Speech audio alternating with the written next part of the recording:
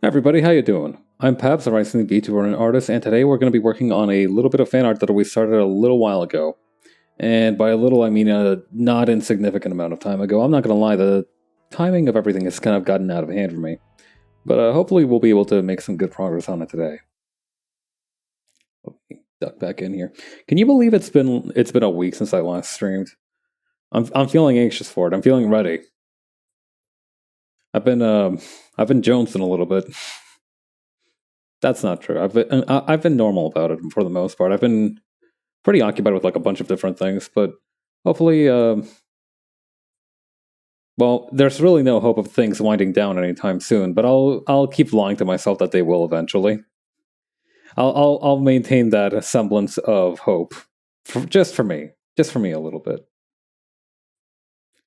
Yeah, and as you can see, I've changed up the pose just a little bit in this picture so far. So, hang on.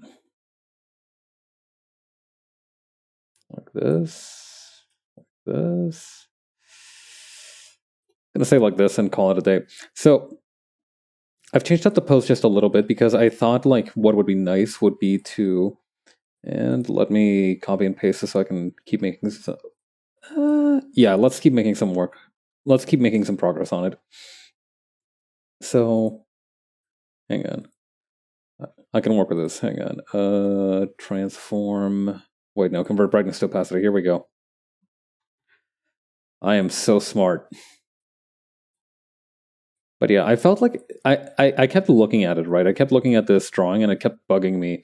And I finally figured out that it was because like there's no narrative to the pose, if that makes sense. I'm really good at making poses when like they have a purpose or like a narrative behind them, like, you know, action poses and stuff like that. But when it's just like somebody standing around, I tend to have like a harder time with it. And I think that's what happened here for sure. So what I'm gonna do now is basically try to do a little bit of a background action with it. That color doesn't feel good. What about light blue? I feel like a nice light blue would be, yeah, that's ideal. I like that. All right, let's get started.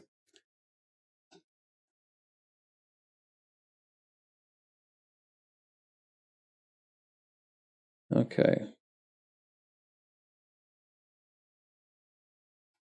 So the good news is that even because like the stomach is a little bit different now, but the good news is that we have the liquefy tool now. So seriously, I cannot overstate just how useful the fucking liquefy tool is.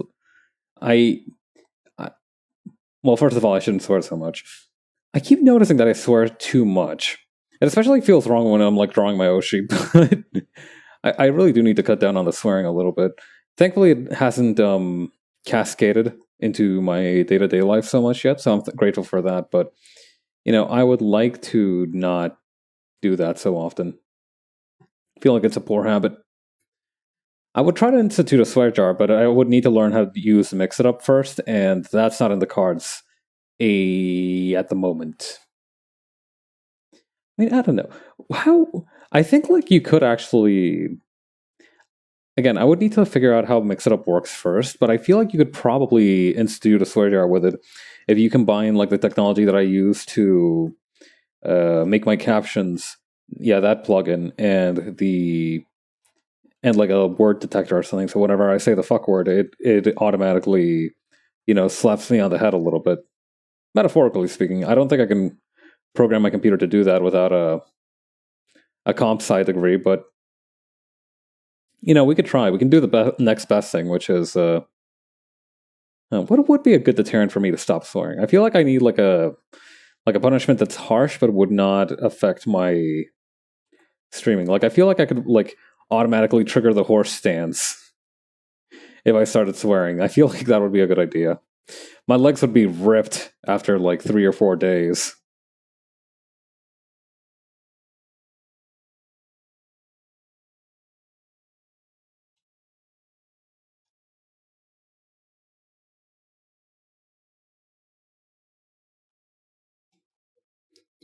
Hmm. Trying to figure out what the hoodie would look like when she stretches out her arms, because I feel like the arm, since the hoodie is like This hoodie is super interesting because it's definitely like a fashion piece, right? So it is her size, but at first glance it looks like it's oversized. Like this bunching over here is very deliberate. And you have to keep that in mind as well because right now the way I'm doing it, it feels like it's oversized normally. So I feel like I need to size it normally and then give it weird proportions.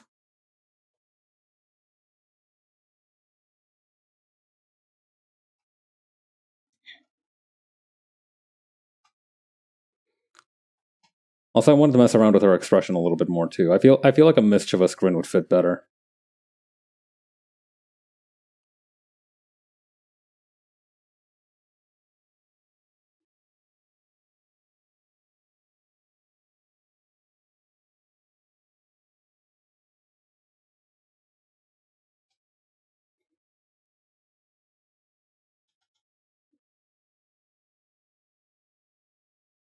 There we go.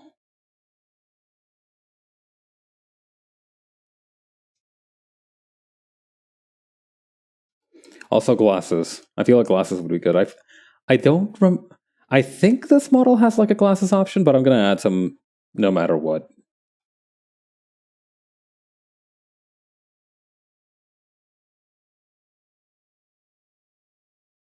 Let's see.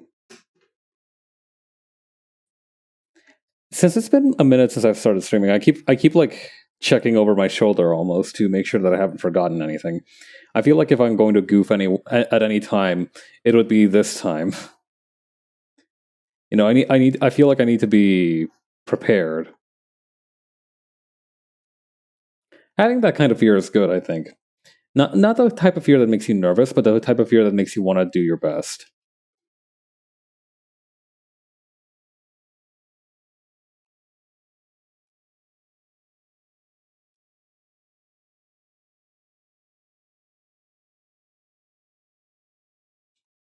Hmm.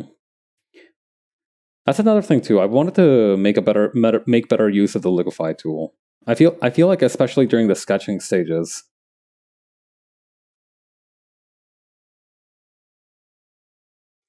I can make really good use of the liquify tool.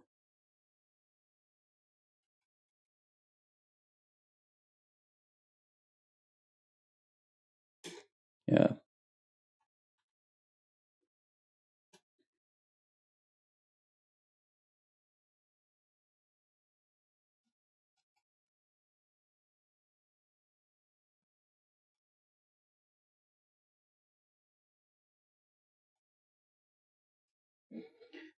I've also been learning a couple more tricks how to draw in ways that I've been meaning to learn how to draw. That sounded very obtuse for what basically means I've been studying. But yeah, I've been studying a little bit, just a little. Not enough to brag about, but enough that I should mention.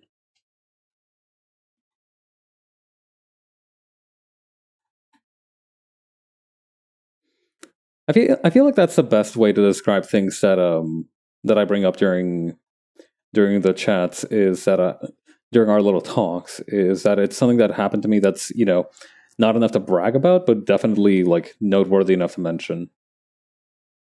I feel like that's a secret to making small talk. It's not that you need to have like the biggest, most incredible story, but like you definitely need something to talk about, right? I'm very good at doing that, or so I'd like to believe. Hmm.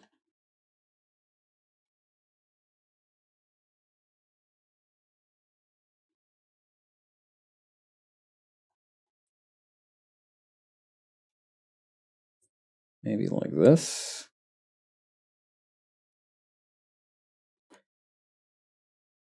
For a little while, I one of the things that I've been talking with Raph again, right? We discussed making another comic page, and one of the things we talked about is like the like expressions, right? Like how you can sometimes accidentally make a DreamWorks face when you're just like practicing.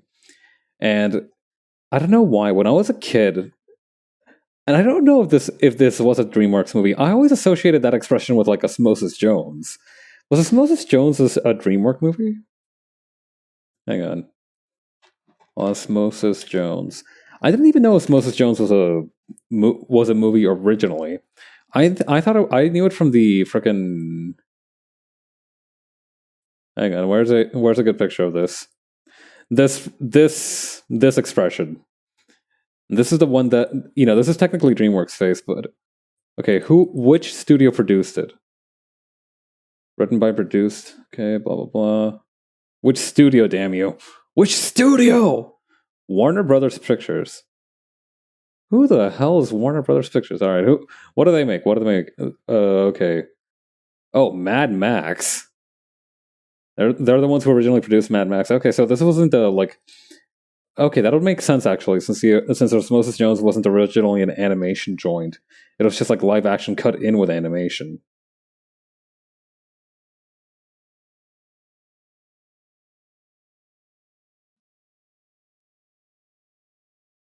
Hmm. Yeah, also the fold on the bottom of the jacket would behave a little bit differently. Jolly Holes and Trucks. Hey, yo, was that the blue protagonist, Good Bacteria, from that one movie? That's right, that's Osmosis Jones. I was like weirdly obsessed with the Osmosis Jones cartoon as a child. For no good reason, to be honest. Like, there was no reason for me to be as attached to it as I was. I hadn't even seen the movie. I didn't know there was a movie when I originally watched that cartoon. But yeah, you got it right, Jolly Troublesome Trucks. Good eye. Let's see.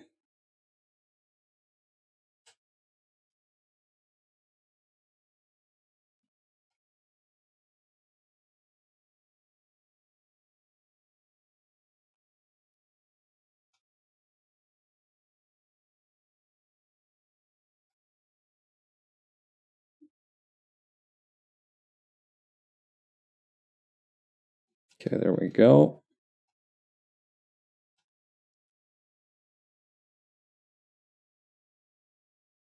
Three. Okay, what's the design on the bottom of the hem? Okay. Oh, I see.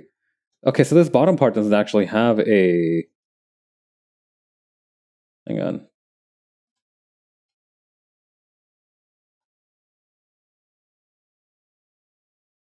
Yeah, the bottom part doesn't actually have like this kind of like canvas pattern. I don't know. Is it canvas? I feel like there's a quilted. I feel like that's a better word. Quilted. I don't know. I associate like these stripes like this with like sturdy canvas textures. Man, when I was a kid, I heard like that canvas was like very breathable and easy to move in. So I was actually like looking into getting canvas shirts as a child, and then realizing, wait, canvas is actually very uncomfortable and itchy in most circumstances. And if it isn't, it's been treated enough that it wouldn't make a difference whether you wore a canvas shirt or a non-canvas shirt. So yeah. Linen is another one of those materials that I keep hearing about that I just like don't have never like fully believe the magical properties of. Like linen is supposed to be like very lightweight but very rough, from what I understand. Very similar to canvas in that regard.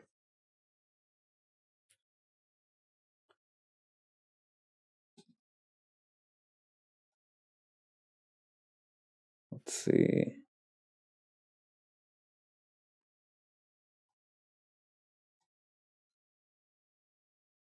Just having a little bit of a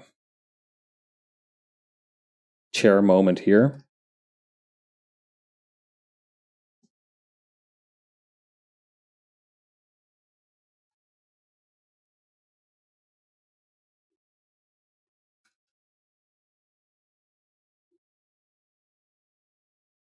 Hmm.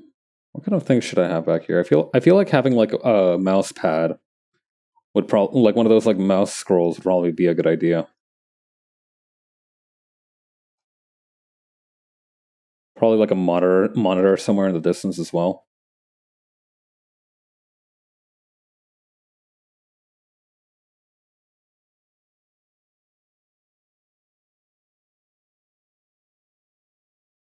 A keyboard would actually probably be better in terms of like what to put here, but I don't know. Well, actually, a keyboard shouldn't be too hard to render.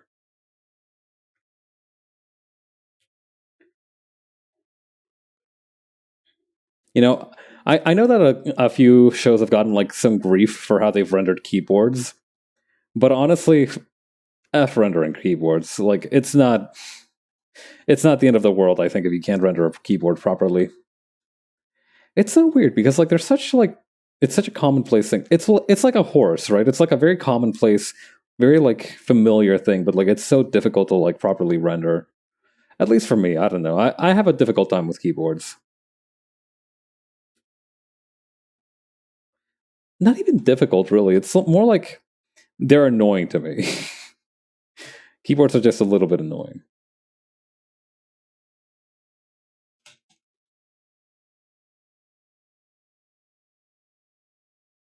You know, now that we've talked about Osmosis Jones, I can't help but notice that the sky blue of the canvas is like a few points off from like the Osmosis Jones color. Oh god, it's like barely different. Like you cannot tell the difference. Oh dear. We've unlocked something very, very cursed. I don't know. I feel like I've just trifled with something I shouldn't have. Oh yeah. Speaking of trifling with things that you shouldn't have, I recently watched a video on this Doom WAD called myhouse.wad, which isn't technically a dot wad. It's not a hang on. What should I put? Okay, this is going to be like the chair, but what should I put like over here? Like maybe some kind of like wall? Yeah, I think that'll be a good idea.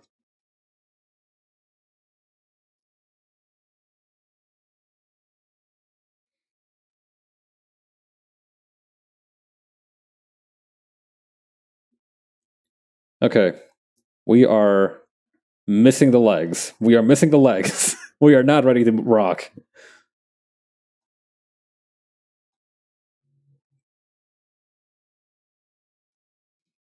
Okay, now we should be ready to rock. Okay. Oh yeah, I've also made some additional discoveries since my time working on the comic. First things first, I found out that the one that works best for me, like, there's different anti-aliasing levels, right? So to give you an idea of like what the difference between those is, like this is zero anti-aliasing. You can very clearly see the pixels. You know, there's no kind of graying. There is, and like this stands out very cleanly compared to like maximum anti-aliasing, like where it's like a very smooth line, but it has like so many gray tones in the middle. This is, I think, either this one or the one just before that one. This one, probably the maximum is the one that I was using, knowing me, because I just like love to make sure. Um, this is like the second highest anti-aliasing setting, right? So like you can see that it has very similar. You know, it's a lot cleaner. It's got like a much less pronounced kind of dithering. Like it's like a more subtle, more even kind of thing. And then we have like barely anti-aliased, right? Like in some of these cases, like you can still see very clearly like where it separates, but it's not like fully the same, right? And I've noticed that working with like the one that's just like one step above no anti-aliasing is what's been working best for me, because it's not so. Oh yeah, also working with thinner lines. I've been making an effort to do that. A lot has changed since we've last met. Oh god, what is with that sleeve? Hmm. Let me take a sip of water.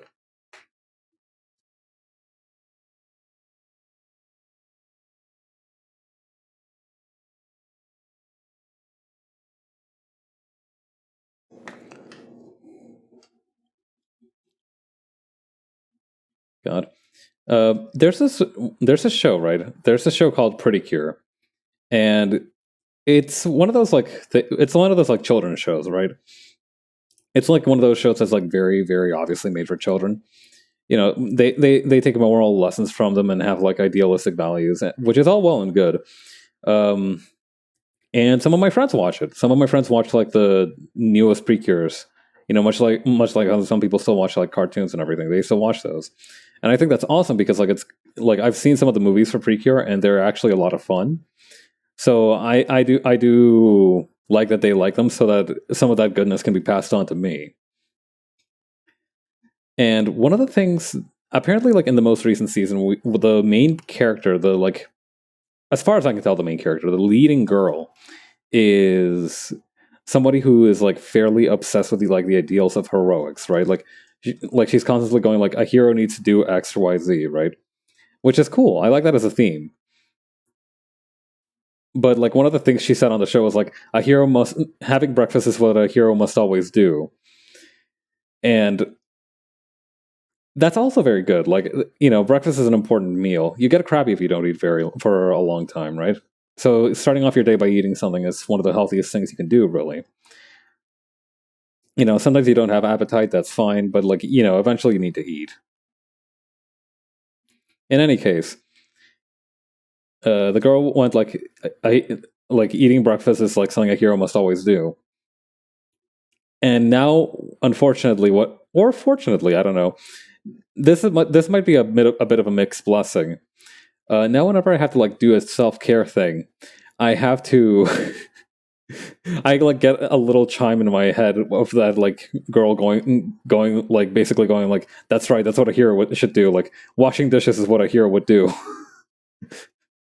Remembering to stay hydrated is what a hero must do. It's that sort of thing, and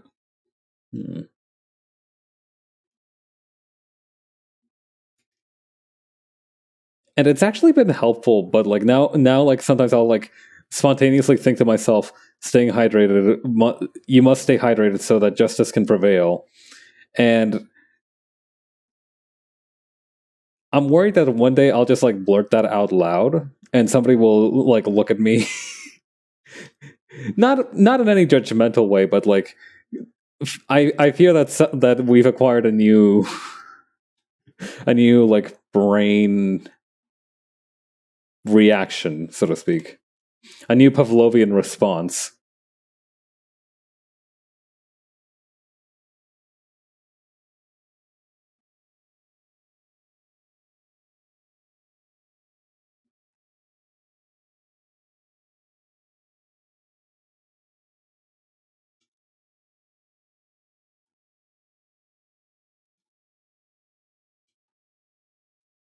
Okay. So the good news is that because all of these studs are facing more or less the same direction in the same way, I can just make one and call it a day. Studs. Is that what you'd call these? Like, this is obviously a hair clip of some sort. But I don't know. I feel like studs is like the right word for it. Yeah, studs feels like the right word for these things.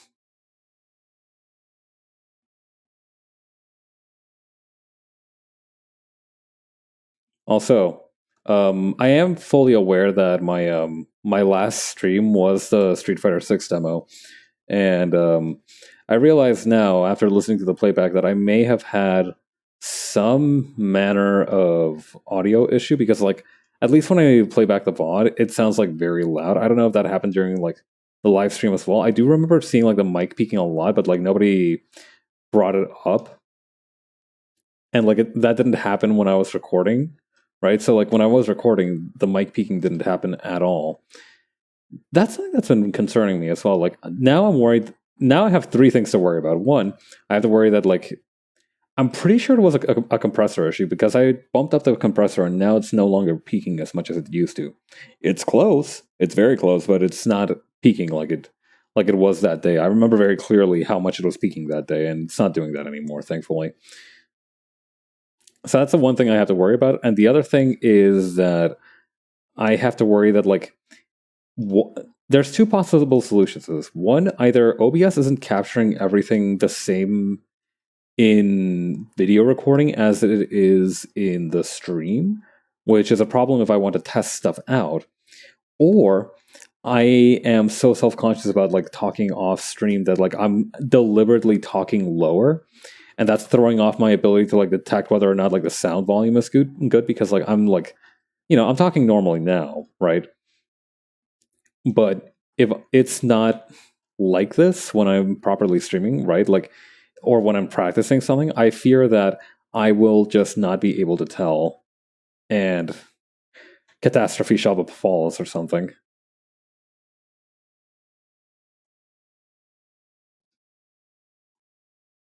Or at the very least, catastrophe will befall me. You guys are probably fine, although your ears might be a little bit injured in the process.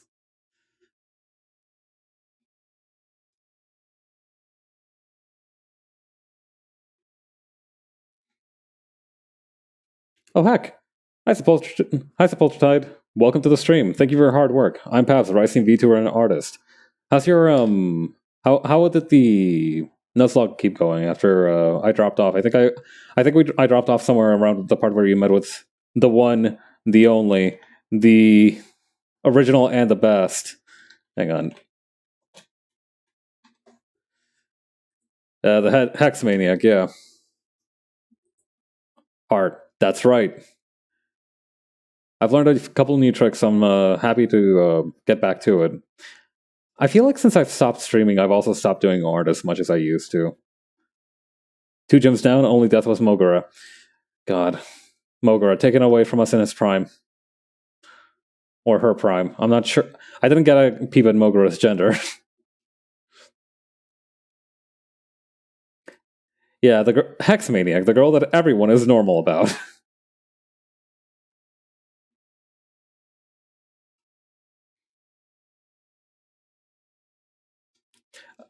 Yeah, well, I think we're all very normal about Hex Maniac. I think we're all very. I think we can be trusted to be normal around Hex Maniac. Oh, thank you for the resub, Adept. Thank you so much. All right. Everyone is so normal. This is true. Everyone on Earth is extremely normal. Most of all, me. All right. I am CEO of being a normal person. All right. You will not find a more normal man than me from here to Hanoi.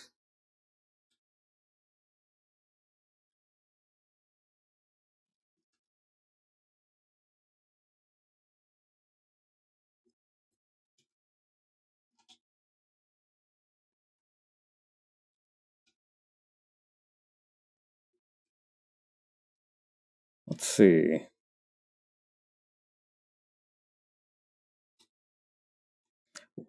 I remember, I think like here to Hanoi was part of like a bigger phrase or something. It was like from Hanoi to Halifax or something in terms of, as like another way of saying like in the whole wide world.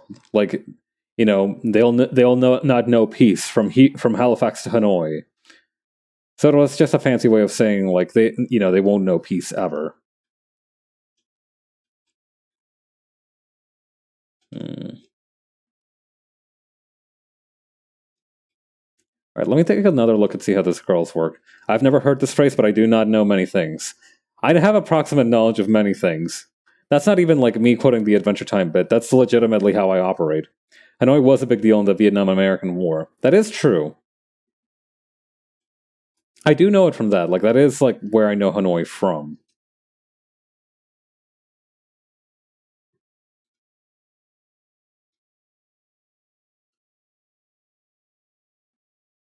I'm not American, thank the heavens, but that is where I know it from, generally.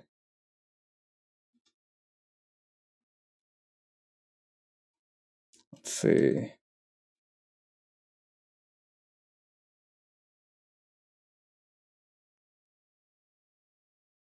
Is this right? Is this okay? We'll roll with this eye for now, but I don't know if this is right. Hmm. You see, a lot of people say that art is more of like an art than a science, which is 100%, which is actually very accurate. God, I wish that was me with not being American. It has its downsides, but it's got a lot of other perks too. Let's see.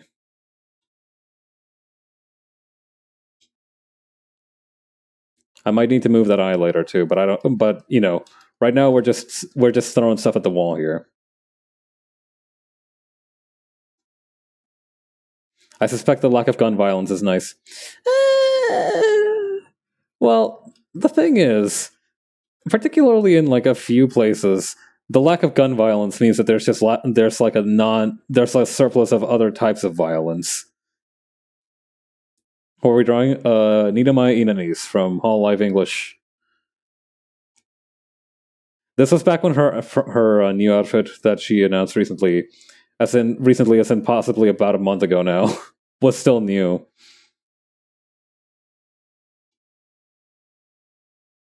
All right, let's see. Let me get the curve of my hand on this thing.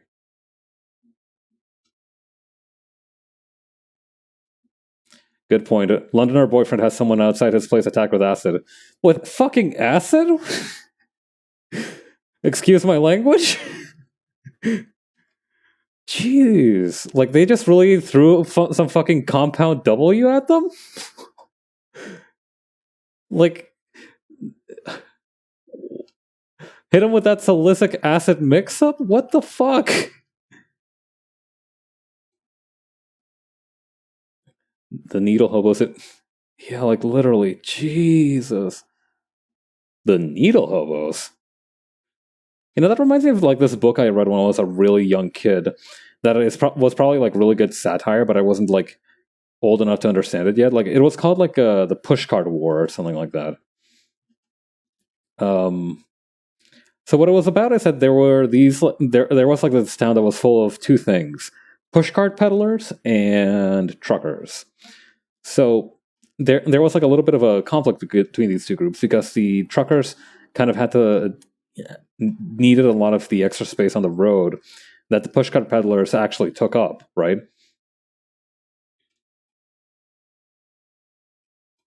So what ended up happening is that the trucker companies basically started suppressing the pushcart peddlers in the story. This is not, I don't imagine this is inspired by real life events. It's kind of insane if it would be insane if it was. I'm going to draw these glasses on a different layer. But anyway, so like the pushcart peddlers were being suppressed, but the truckers, but they started fighting back, right? So what they would do is that they would use like these, basically blowguns. Essentially, they had like these like needle guns that they shot at the truckers' tires. So in order to like make the truck stop moving. The truck would be stopped for a little while making a delivery. The pushcart peddler would like pop the tire, and that would be that, I guess. It evolved into like some kind of drama. Like I know like they eventually did catch like one of the ringleaders, and like he pretended to be he pleaded insanity essentially. But that's the only thing that I can think of like when you say the phrase needle hobo.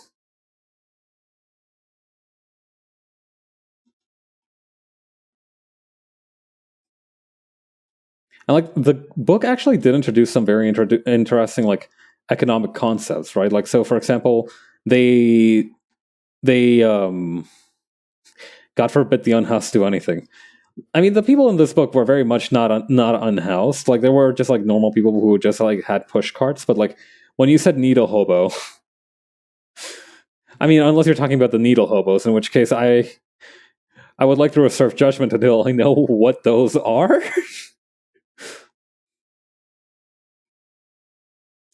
Let me Google this, actually. Hang on. This is faster than, like... This is probably faster than... Hang on.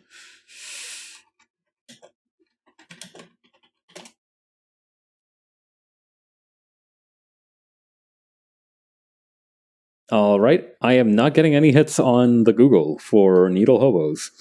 So I'm going to assume that that's a thing that I guess is, like, more colloquial. Like, it's a concept that I might be familiar with, but I just do not understand it.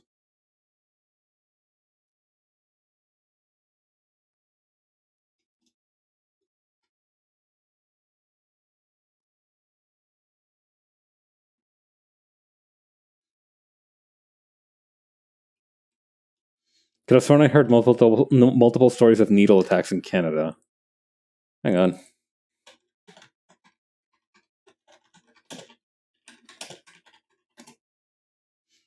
This was some years ago. No,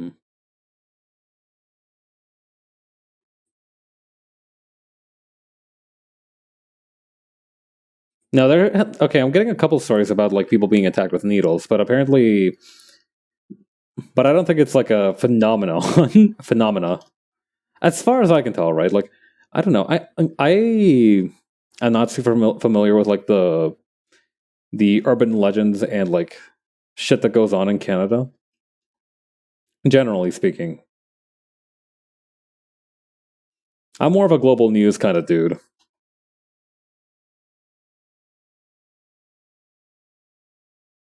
Going to inject you with the mysterious serum, not the fucking serum. Again, with the swearing. Not the serum. Come on. I'm just a little guy. I'm just a little guy, and you got. And I'm the control experiment. I'm the control experiment, and it's my birthday. I'm a little control experiment birthday boy. Come on, I'm the placebo. I'm the placebo group.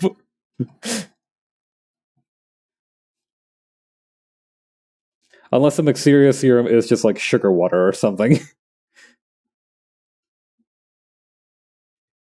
I'm the placebo. I'm just a little placebo. That's another weird word association I used to have. I used to think that like for some reason, when somebody said the word placebo, I used to think of that Stay Puft Marshmallow Man from Ghostbusters. I don't know why. I cannot explain for the life of me why I had that association. Like that word association. Like somebody like said like the placebo experiment, and I thought like, huh, that sounds like a large white creature that would wander the streets of New York. Yeah, the manifestation of the destructor. I don't know. I feel like if North America does get a kaiju attack, I feel like it like in fitting with the idea that like kaiju's are supposed to like represent a national fear of some kind. I feel like it would be good to have like one based off of consumerism. Pronounce placebo like a pronounce placebo. Yeah, the vicious placebo, the creature whose effects are unknown. Some say that its effects are non-existent, but those who have been affected will claim to have changed. Placebo the devouring, Placebo the untamable, Placebo the destroyer.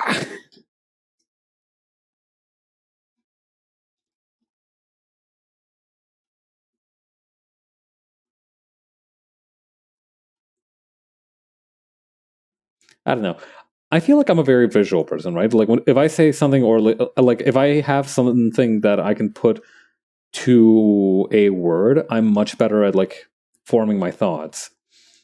I hate to use the phrase mind palace, but it is that kind of like imaging technique, basically. God, I still remember like the one clip that I've ever seen of like the Sherlock Mind Palace bits. Can you believe like that show was a real thing that aired and ran for possibly as many as 2 seasons? I need to go in my brain hole. I'm so bad at just recall from nothing. I gotta have some prompting.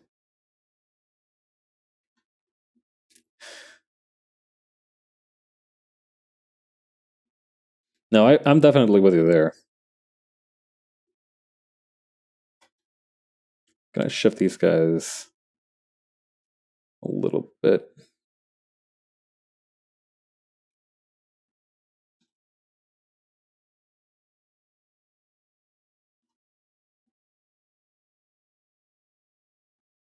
Okay, and it suddenly tapers off. That is correct. Gotta bounce. Nice seeing the art. Thank you for coming by. Sherlock was 4 episodes of bad to mid, and early Tumblr liked it because it had too mild sexual tension between two white men. In in many ways, it was like the white woman's Gundam. No, that I shouldn't say that. That's not true. I shouldn't compare those two. And now we have Our Flag Means Death, which has actual gay characters in it. Or so I'm told. I haven't seen that show yet. I feel like I would like it, but like I just have not had an opportunity to watch it. The white woman switch from Mercury? No, no, no. Like I'm talking like the original Amuro and Char shit.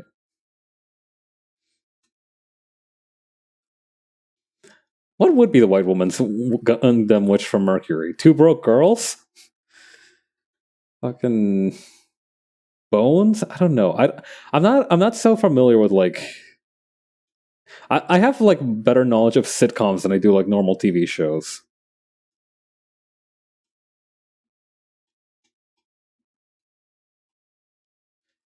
Also, Two Broke Girls is still not a good comparison because like again, like Witch from Mercury has like actual women loving woman romance in it, right? I haven't watched TV in like 15 years. God, big same.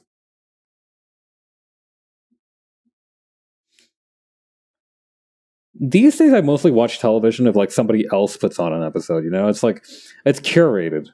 It's been peer reviewed. You just don't get like chances to really like inhale some hot garbage like you used to back in the days when like there wasn't any Netflix or even like as much YouTube stuff. I feel like we've lost something valuable by like having things that just straight up sucked and like that you didn't have any other option to consume sometimes. Like hell, I didn't listen. I found How I Met Your Mother to be interesting, but not interesting enough for it to run like 10 seasons. But sometimes it was the only thing that was on, and you don't have options. Hey, writer strike! Get ready for a wave of Garbo in the next year or two. Hell yes, that's what I'm talking about. I see no downside from this. The writers get the strike, and the TV shows get crummier. I see this as an absolute win.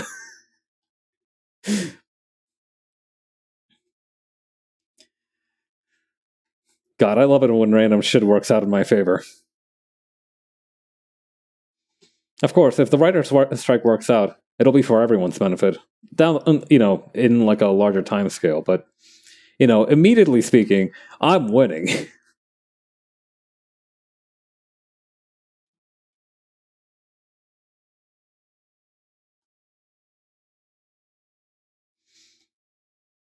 Yeah, I think like recently Spotify shut down a bunch of like AI generated musician slash album stuff. So I think that's a good thing at least.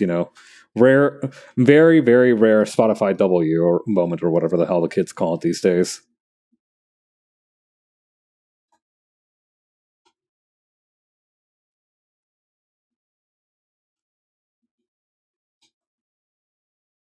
But yeah, very very rare Spotify win moment is them shutting down some AI musicians.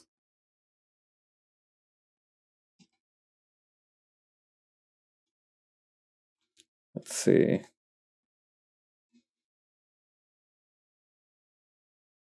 Oh yeah, speaking of like unexplained acts of nature related to media and such, have you guys seen that thing that happened? I don't use Spotify unfort. I just use YouTube with AdBlocker because it's freer, as you should. I don't use Spotify either. I like having all my music like in a physical file that I can access on my computer. That's why I'm a big Bandcamp proponent. Recently, there's been a service called Quobus that's been released in Canada. I know it operated in the US, but it is also a streaming platform, but it also allows for the purchase of albums.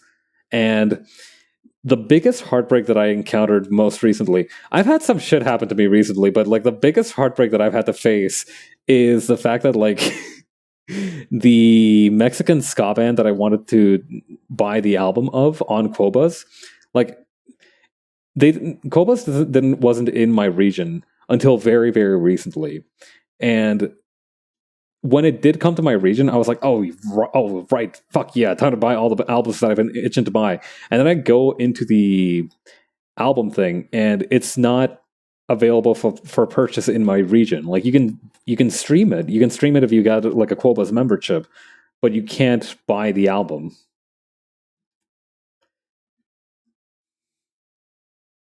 And of course, if there were alternate means of procuring that same thing, I would have done so already. The first time around when it wasn't available in my region. Could you use a VPN? No, because like it's a payment thing, right? Like, uh, mm, hmm. I think like you. No, they probably have like some kind of safeguard against that. I don't know. You could you could like the I don't know. I'm gonna say there's like a 50-50 chance, but on the chance that they do have like some kind of anti VPN measure, that just means that they're gonna shut down my account and I won't be able to buy it either way.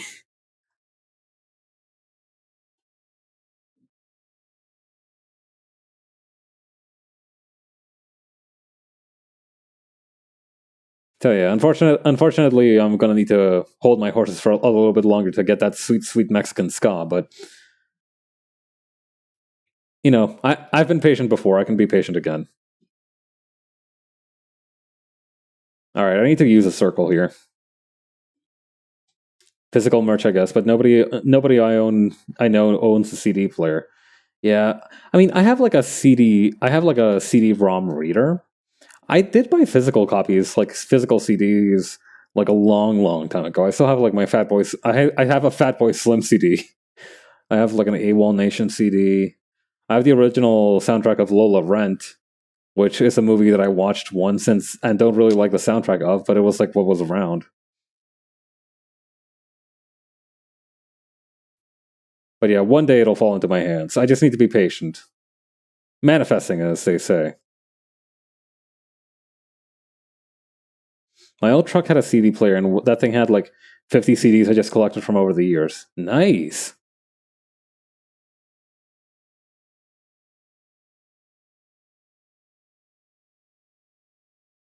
Now that's how that is cool. Like I will say that one of the coolest childhood experiences that I had was that I wasn't a really big I wasn't like super like I wasn't super into music as a kid. Surprise! Like I didn't really like enjoy music too much as a child. Like I didn't like listen to music as a child.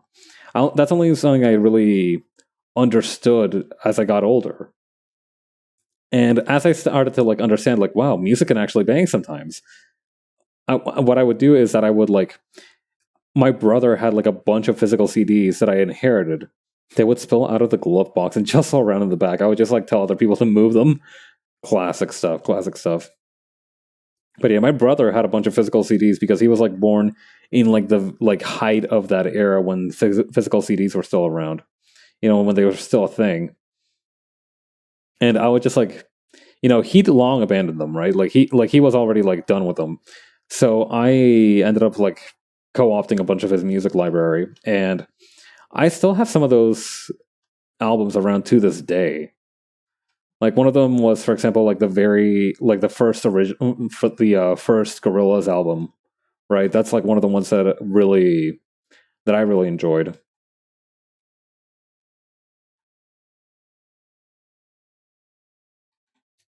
Yeah. There was a Daft Punk album recording in there. What else is there? I don't think this was my brother's. There was a Fleetwood Mac CD that I also really enjoyed. Very Best of Supertramp, that was another good one. I really like that. Very Best of Electric Light Orchestra, that one was game changing. Fuck, I still really like ELO.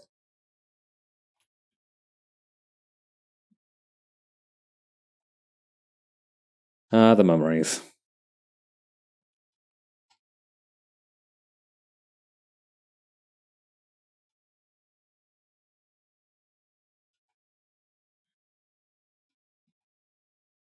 Hmm.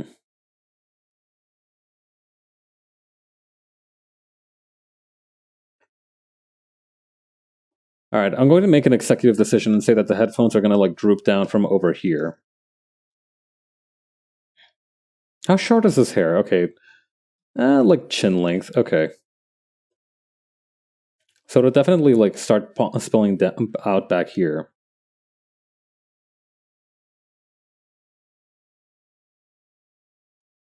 Kind of just cascading down a little bit.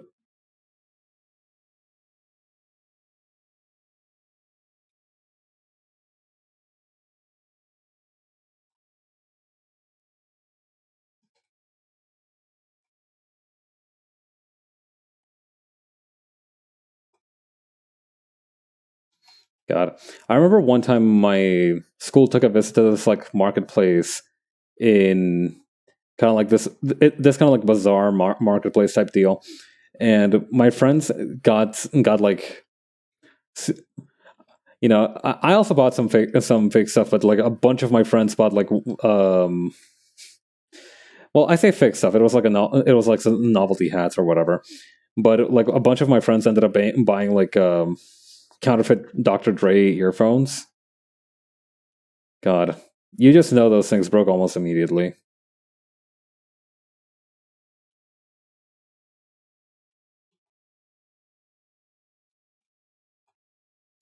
Let's see.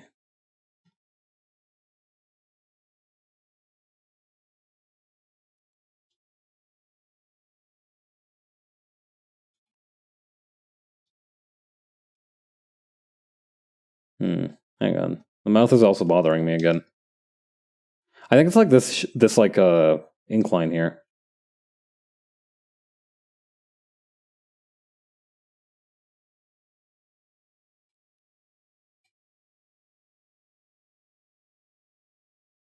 Maybe I need to make the mouth smaller is the thing.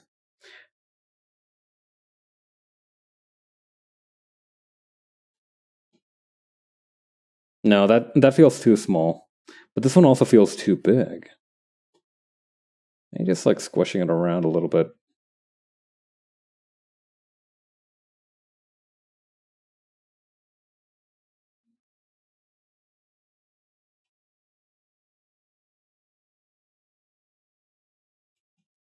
Yeah, I think that's fine.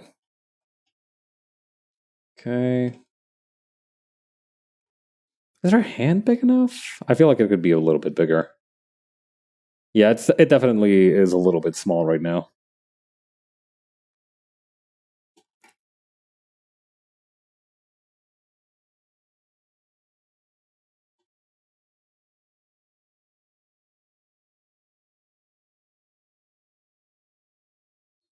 I imagine that sometimes it's hard to see with this much visual noise, with a sketch layer and everything, kind of being around. But let me tell you something.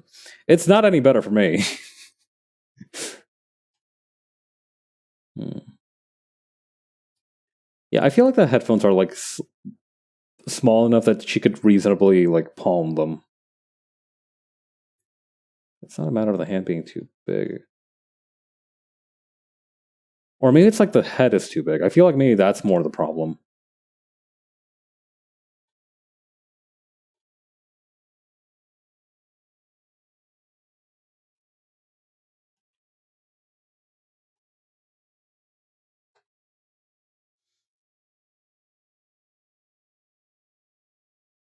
Ina's forehead is big joke here.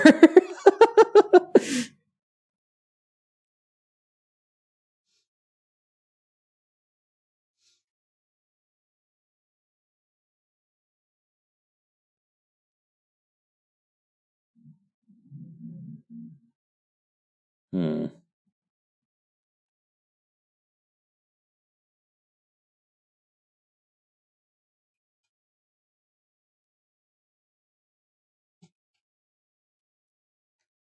No, I feel like I don't know. Something's bothering me about her smile. I feel like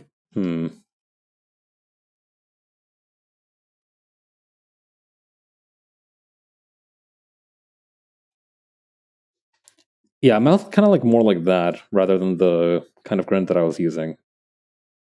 Maybe flatter.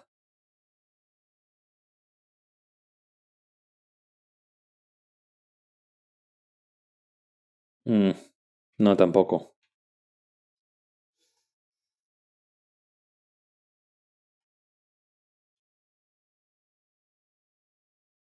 And for the thing that houses all our thoughts and emotions, you'd think our head would be a little bit less complicated.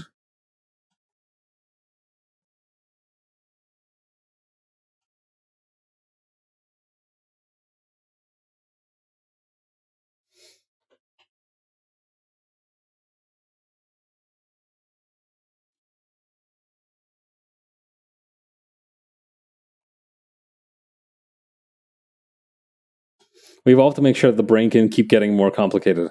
Shit! Really? Damn. Oh well. I guess we'll just have to deal, huh?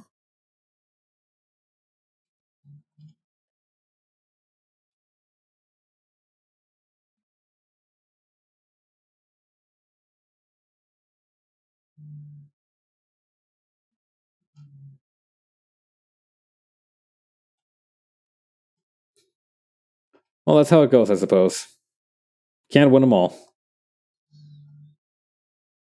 Besides, I guess it's a good thing that our brains can get more complicated. You know, I don't think we'd have ever accomplished like the big brain multi-thread processing brain strats that we'd need for like I don't know Arknights or something without it. So I think it's good that we have the capacity to grow more complex brains. We have to set an upper limit somewhere, but at least I would like to. Personally, I would enjoy an upper limit of complexity.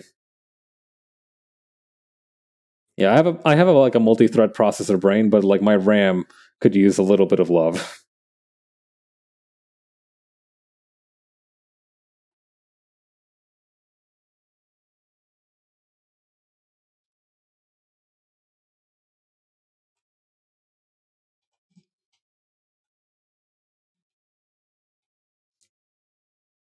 I said Arknights off the cuff, right? But like I do honestly really enjoy like really smart plays in like any game.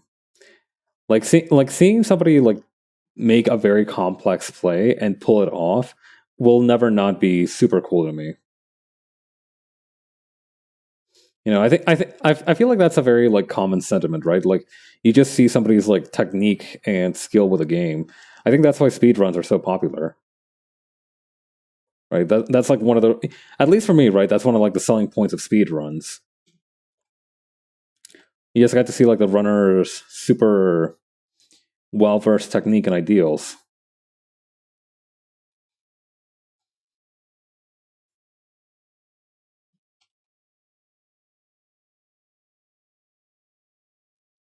Yeah, I still find it super interesting, like the way that her hair works, because like you can see a little like triangle of like scalp here, right? So it implies like it parts down the middle, and then it has like a kind of cowlick here.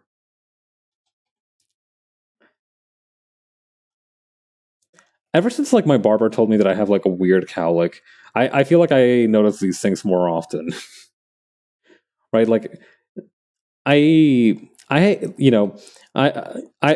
can't actually grow hair myself. Being a bag of rice, unfortunately, precludes me from that category. But I do ever go to the barber every so often, and just like in just like a wig, I feel very left out if I don't do this. You need to trust the process; it works. Does it have like little like? I think it does have like little flaps like this. Hair growth being a detail in art is usually overlooked. Yeah, exactly. It's like enrichment for me. Some people go touch grass. I go to the barber shop with in a fake wig, possibly a fake mustache if I'm feeling really funny, and then I just ask them to snip away. But yeah, what I've learned is that from my barber is that apparently like you can have like multiple cowlicks, and for a very specific, Ina's weird little hair nubs, yeah, her little flapjack ears. I don't know. Are those? I know that like the hang on, flapjack octopus.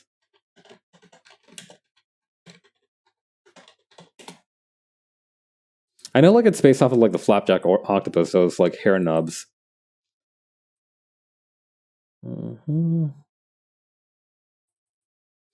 Okay, they're fins. I see. Yeah, apparently these are supposed to be fins. That makes a lot of sense, actually. These little guys are so cute. Ah, Osmosis Jones jump scare. I hate that fucking guy.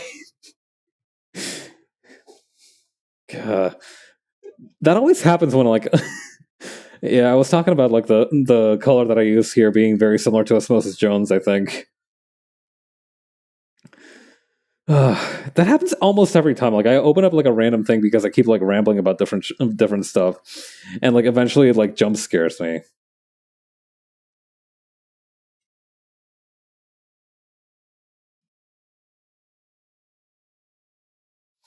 I feel like I could almost make like a compilation of that, but I don't want to because I feel like advertising that kind of weakness is a surefire path to my enemies taking advantage of it.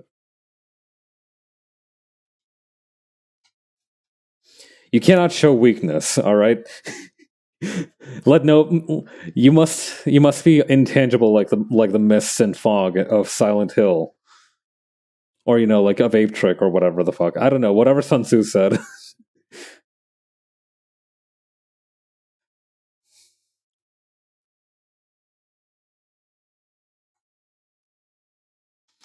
God, that scared the crap out of like that legit scared me.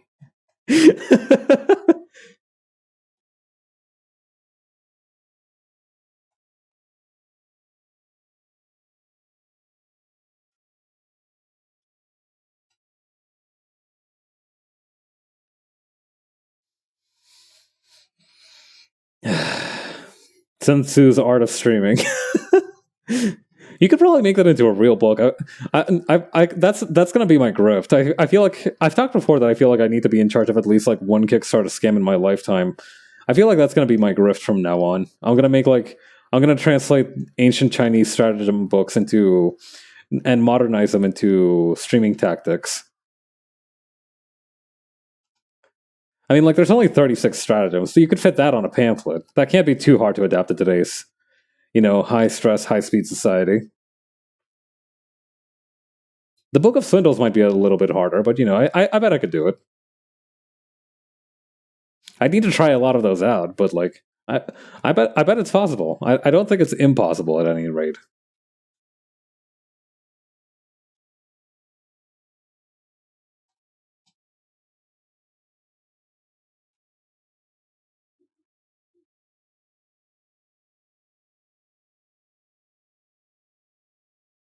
All right, where is the reference? There we go.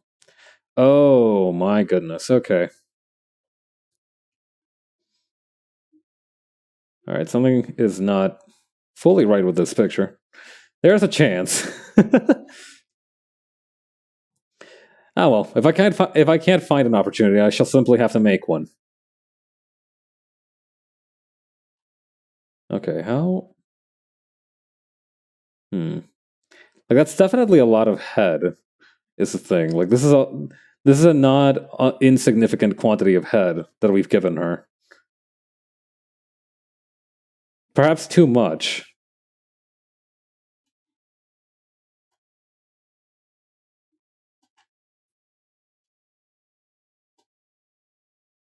Hmm.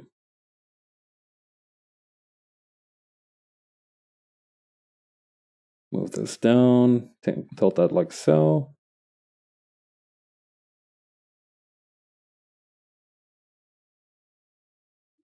Hmm.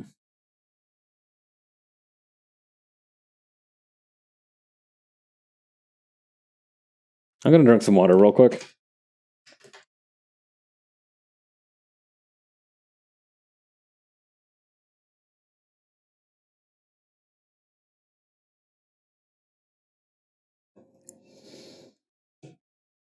Oh yeah. Um. This is apropos of nothing. I did read that apparently, like, there is a trend that's been happening in the sea lion species. Apparently, over time, they started getting like stronger. Bigger, higher muscle density, greater bite force.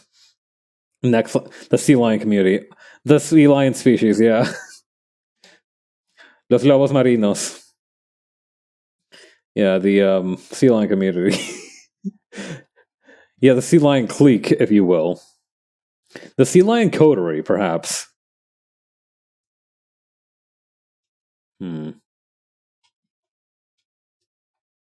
But yeah, apparently there has been like an upward trend in like sea lions getting stronger for some reason, and I don't know how that happened. Like, first of all, I don't know why they would measure that. First of all, I guess it's just like a bunch of normal measurements that they take, and the ones correlated to strength are just like increasing at random. Well, perhaps not at random, it's increasing over time. But I am wondering like what the significance of this is precisely. Like I've seen sea lions before, right? Like I've gone to like a place that had like a lot of sea lions, and No, no, no, please, no. This is starting to look like DreamWorks face. Come on.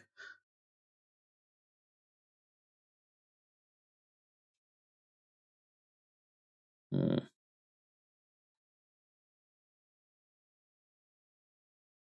They need to get stronger so they can do all those weird head pops faster. Yeah.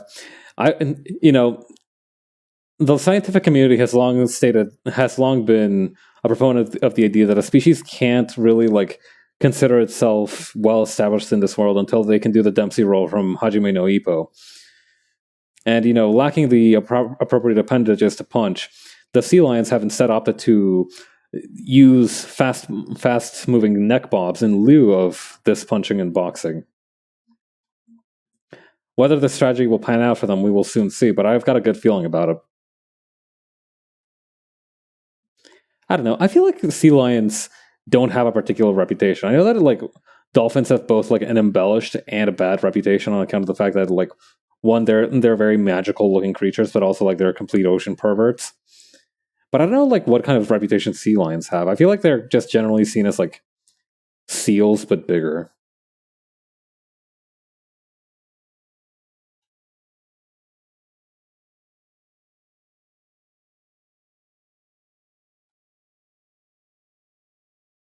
No, that's not right. This needs to go lower.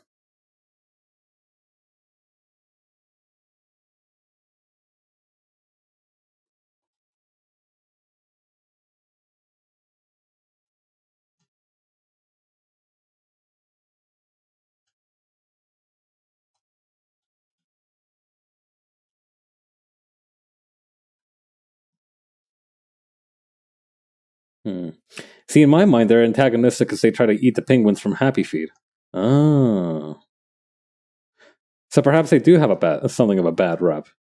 Although, granted, I've never seen Happy Feet or any of its spin offs and sequels. Wasn't there a dude who fucking hated working on like Happy Feet 3? Like he said that if there was like a Happy Feet 3, he would straight up like low tier god himself. Like what happened there? Like I get it. Sometimes projects can be real. But the director himself? What happened to him? Not so happy anymore, huh? Poor guy.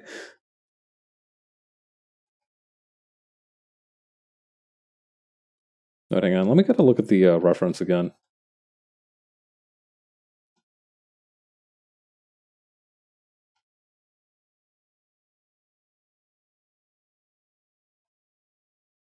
Still, that's funny. Is maybe not the right word.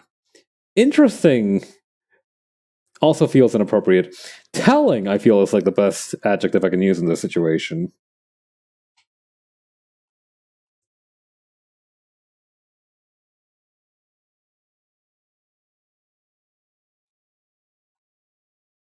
God.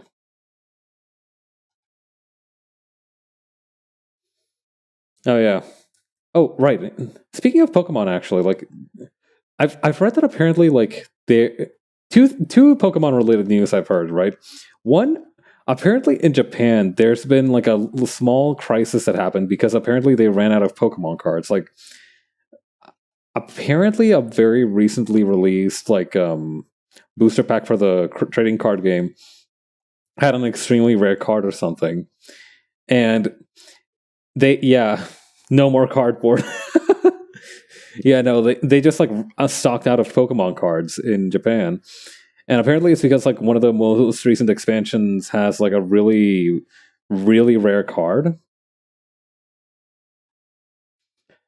So they actually ran out of card stock, and I think like and there was like a follow up article that apparently a game store in Akihabara like started checking people's IDs if they were if they were buying Pokemon cards, not because they were like worried about like distributing these cards to children, but because they were worried about like that the people buying them were like rescalpers. So they basically had to ID check them to make sure that okay, yeah, no, this dude's in like elementary school. He's clean.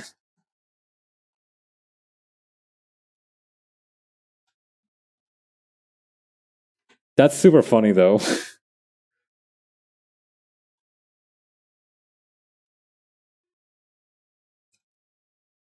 I'm gonna try and do a little hornswoggling here. God, I wish that card scalpers in the U.S. came under that kind of scrutiny. Yeah, the best you can do is try to report them on eBay and give them the stink eye from the sides.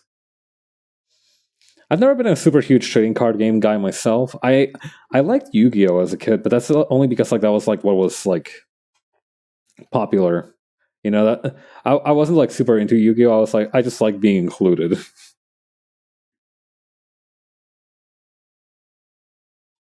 I feel like that's how like a lot of people get their quote unquote start in trading cards, right? Like it's just like something that's like popular around them, and they're just like, hey, how does that work? And 6 to 7 years later, they either forget about it or they have an issue of sorts. To be fair, card scalpers usually sell stolen products. Huh, interesting.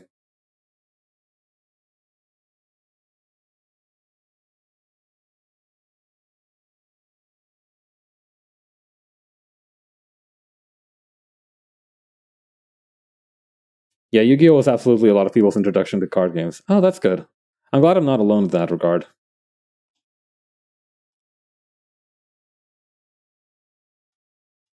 Yeah, no. Also, this was a bad idea.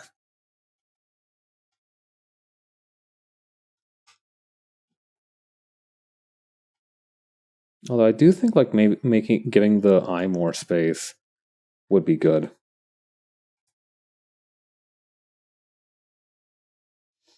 Yeah. To this day, my favorite design for a Yu-Gi-Oh monster is still like for the monsters. It's probably like the dudes on airplanes, like Doitsu, Soitsu, and something or other Itsu. Hang on, let me pull up a picture. Yeah, these dudes. Aitsu, Doitsu, Koitsu, and Soitsu. These guys. I like them for some reason. Although my favorite card art has to be overworked.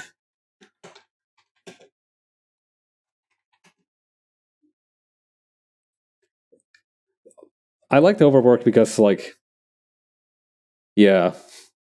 Yeah, I've been there.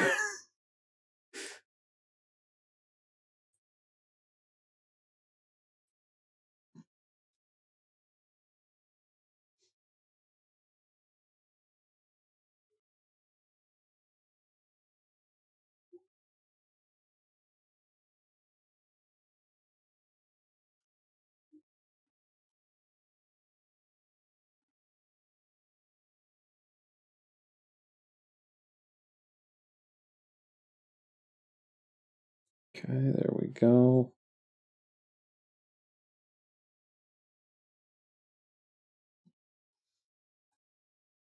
No, that like little angle there isn't right. Let's see. I miss when Yu-Gi-Oh cards didn't have planned archetypes with actual win conditions, and they just printed whatever. They just do. You could just do whatever you wanted back in that days. Yeah, because like that was like when the meta wasn't yet as fully established. I feel like there was a meta, but it wasn't like as widespread as it is now. Because I feel like nowadays everything has to play into some kind of new meta or something or other.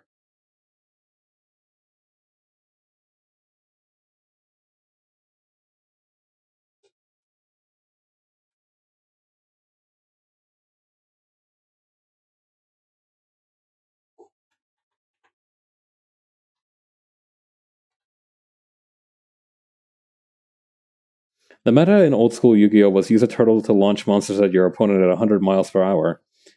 Ah, the Bowser strategy.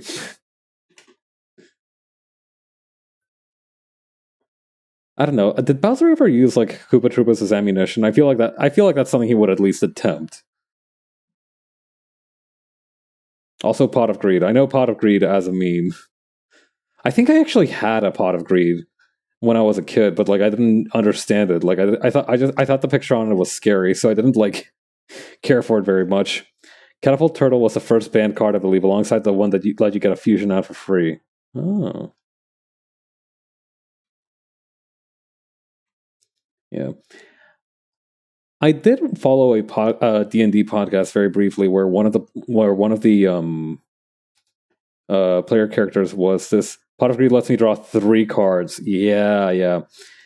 I remember listening to this D&D podcast, and that's kind of like where I got most of my basic understanding of card games from, because one of the characters was this wizard who basically used an in-game copy of like an in-universe version of Magic the Gathering / Yu-Gi-Oh to kind of like summon spells essentially. And one of the villains was actually of the story was a rival character to this dude, and they introduced a card that was very similar to Pot of Greed, and that introduced card advantage to my brain cells, and that's kind of like I think like my introductory learning. That was my card game bullshit 101 credit right there.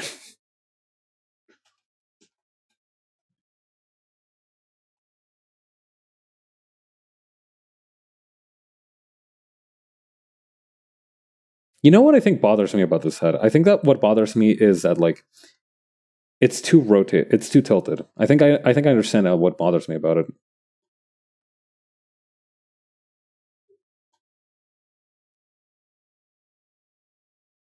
Hang on. It's gonna take some finagling.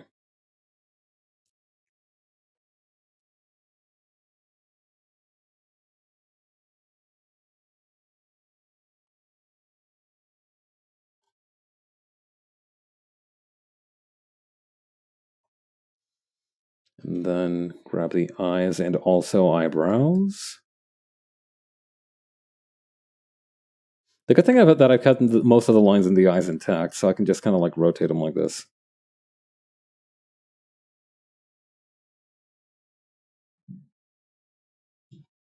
Yeah, and then like it would match up with the ears. Okay, this is working out perfectly.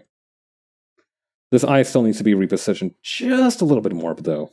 Just a couple inches to the left. Maybe a little bigger too.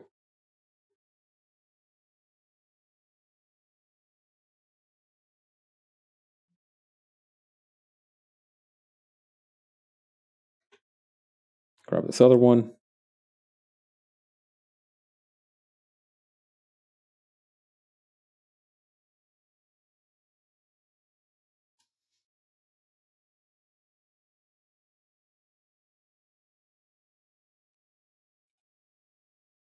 Yeah, okay, I think that's much better.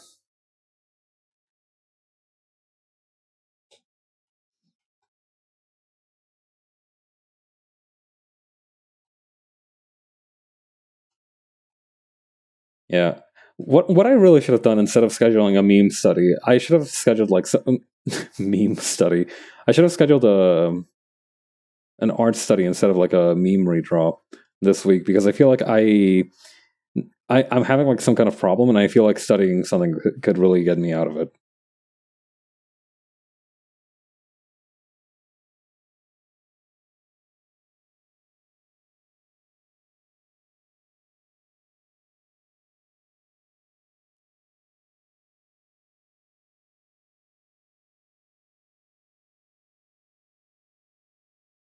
The memes, the DNA of the soul. Yeah. Probably on like Wednesday or something, I'm gonna start asking for like if people want to submit anything for any kind of candidates for that. Also, by virtue of like accidentally having covered the part of that the headphones had, I'm just gonna put it over here instead. Yeah, because like I have a small stockpile that I've been amassing over the past few weeks. I've been planning this thing out in advance, but if there's something that the people really want to specifically see, I'm going to do my best to not disappoint.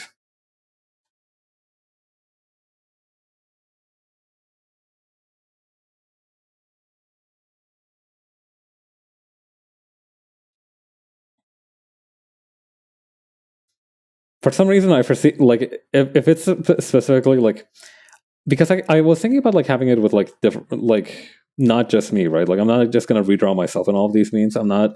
I would like to at least like do a couple with my friends in there, but time permitting and all that.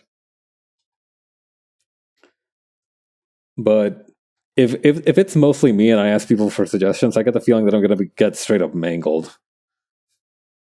I don't know. I just got I got the distinct impression. Like somebody's gonna show me like somebody's gonna have a meme on hand of like some dude of like some Elmo puppet getting put through a meat grinder. Family Guy pose. Joke's on you. I already have that as an emote, I think. I'm 90% sure I have that as an emote. Hang on. Do I have like the reference for that around? Hang on. Yeah, there we go. You guys found it.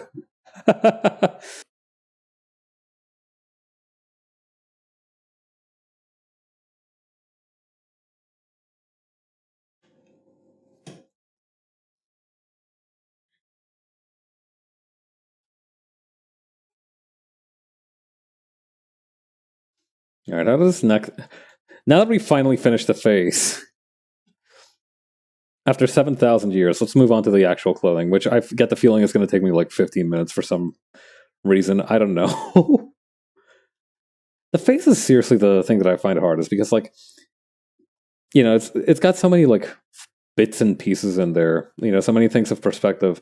It's the easiest thing to make look unnatural. The face, right? Like, I feel like that's why I, in particular, like, have never been like I'm confident in my expressions. I'm not super confident in my faces. Like I still want to get better. I know I'm at I like to believe that I'm like at a point where I can basically draw whatever the hell I want, which is great. I love being there. But there are still some things that like don't come super natural to me, and I'd like to improve on those. And one of those is like faces. I can make some great expressions, but like face proportions, I must still study further.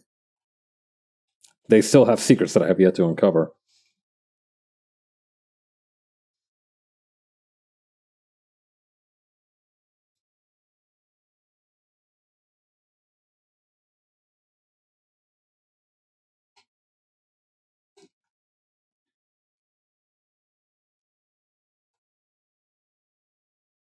Let's see.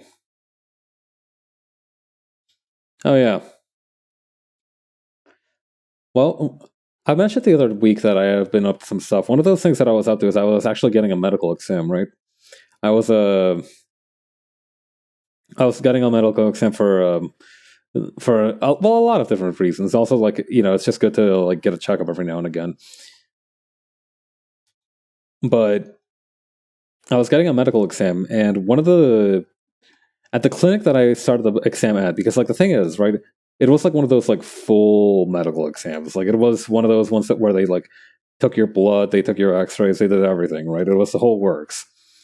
And the clinic, so and the getting the resources for all that is actually kind of difficult. So what ended up happening is that I scheduled the exam at one clinic, and because they didn't have the right resources, they didn't have like all the equipment and lab resources to do all that. They basically sent me on like a scavenger hunt across like the city to three different offices, including the one that I went to originally, um, for my X-rays, for my blood work, and everything. The most painless, ironically enough, was probably like the blood work one. But I actually, while I was like doing the stuff at the first office, I saw another dude come in who apparently came into the office for the same purposes that I did, right? Like he was taking the exact same medical exams. And we actually started running into each other at the other places too. Like at the waiting room at the place where I was getting the X-rays, for example, we ran into each other. Yeah, my daily quest. But yeah, we started running into each other as we kind of like went to these different places, and he managed to actually cut down my journey back because like we got to talking, right, and I was like, hey man, you got here like way faster than I did, and he's like, yeah, I have a car, and I was like, dang, nice, and he's like, I'll drive you back, and I'm like, really? So that was a cool thing that happened, and a nice dude drove me back to the place where I started, so that was really nice of him. That was a nice memory of that overall, like mid experience.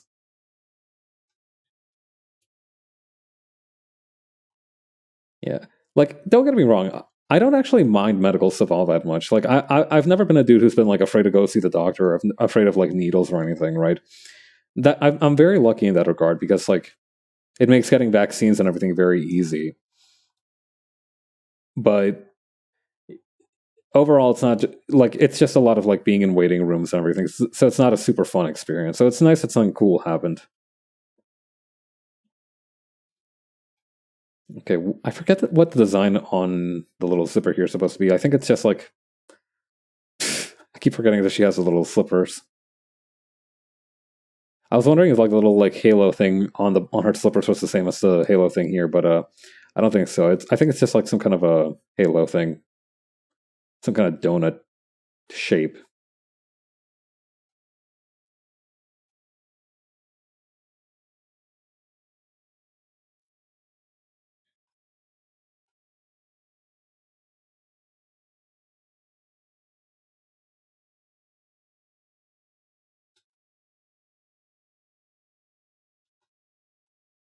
Oh yeah.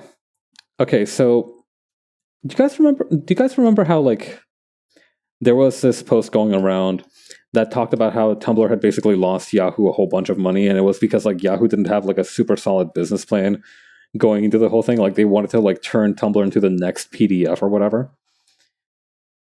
I very recently heard about like this new social media called Lemonade.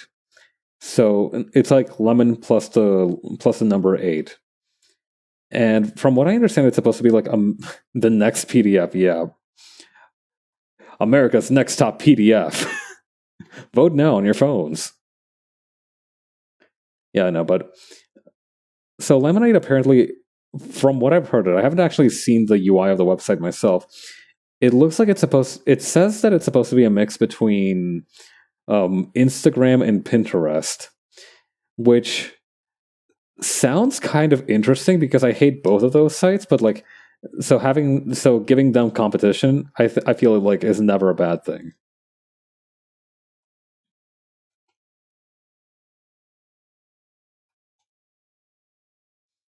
Yeah, like Pinterest is full of stolen art. Instagram is just I don't know what Instagram. I don't know what my beef is with Instagram. I just never really used it. I don't really have even beef with it per se. I'm just not a fan. Let's see.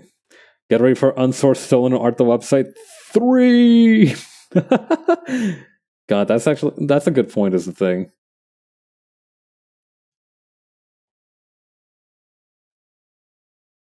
I'm lucky enough to be small enough that I've never had like something that's been like reposted and gone viral. Instagram owned by Facebook's like Meta. All you need, really. Yeah.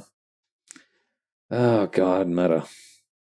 I feel like you shouldn't even. I feel like we shouldn't have even dignified the attempt to rebrand itself. I feel like we should have just kept calling it Facebook collectively as a society. They built this house fire. Now they should lie in it, so to say. That's definitely not how the phrase goes. I'm 90% sure that that's not how the phrase goes. They lit the dumpster fire, and now they can, I don't know, stink in it. Hmm.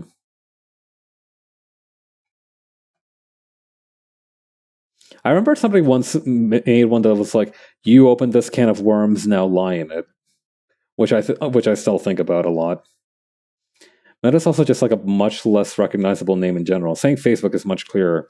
Yeah, even though nobody really uses Facebook anymore, right?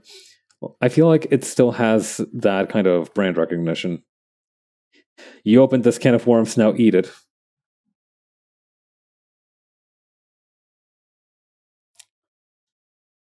You'll cross this can of worms when you get to it.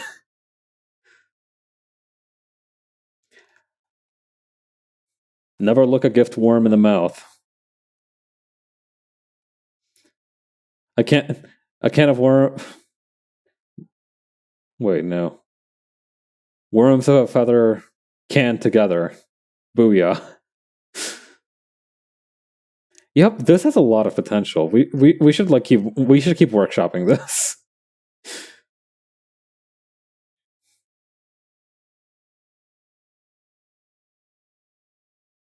Wasn't there like a post that was going around where like some dude was like, I ordered way too many sardines and now like my kids have started saying, I swear on my father's sardines, and I feel like there's just no coming back from this.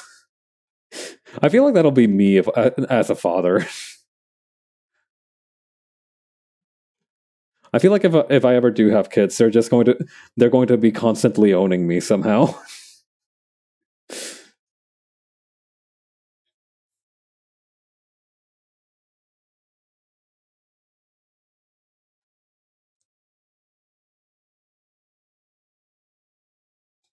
Yeah. I mean, my father is actually very intellectual, right? Like I don't think I could get the upper hand of him in any circumstances.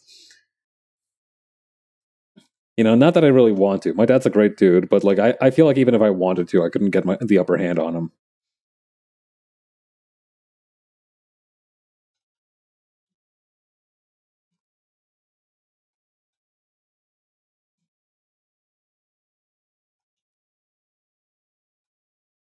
Oh yeah, speaking of like animal related stuff, I read somewhere that apparently, okay, so you guys know how like there's like this naming convention in fantasy where like the local tavern will be named like the adjective animal, right? So like in Skyrim, for example, there was like the winking skeever as one of the taverns, or like the the elusive deer or something. And that obviously came a lot from like the naming culture of English pubs. So what I found out recently is that there are about, I want to say like, I remember reading like there were like 500 or so. I think it was like 500 or so. There are 500 or so British pubs named the Red Lion. And that was because, and it has a super interesting story behind it. Like they're still around. There used to be like 600 or so. I think like obviously the pandemic kind of weaned the numbers down a little bit, but there used to be like 600 or so pubs named the Red Lion. There's still around like 500 of them, and apparently that's because there was like I forget his name. I forget which one it was, but there was a British king that was originally a Scotsman. Also, like the Lord of the Rings in that was named the Prancing Pony, which probably follows that English naming scheme. Ah, yeah, yeah, yeah. Yeah, I think the Lord of the Rings probably be a much better source of inspiration for that then, because I feel like I don't think anybody who I don't know how many people who were involved in the production of Dungeons and Dragons were lived a significant amount of time in Britain, but I do know that they for sure read Lord of the Rings, right?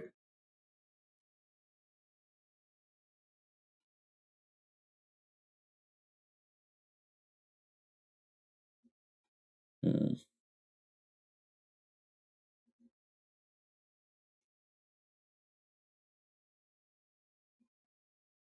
Anyway, apparently it's because like one of the kings was originally Scottish, right? And well, because the Scots and the or like from that initially in Tolkien using that naming scheme, but then spread much wider from the Lord of the Rings. Oh, yeah, that makes sense actually. Hang on, let me see. All the way back in 1603, James the Sixth of Scotland inherited the throne to become James I of England. The only problem was that he wasn't incredibly fond of England, seeing as though his predecessor and mother, Mary, Queen of Scots, spent over 18 years in captivity before ultimately being beheaded. The charge against her being a plot to assassinate Queen Elizabeth I. So, when he ascended to the throne, he ordered that all buildings of importance display the Red Lion of Scotland, and that included pubs. My name is James I, the first James to ever be named.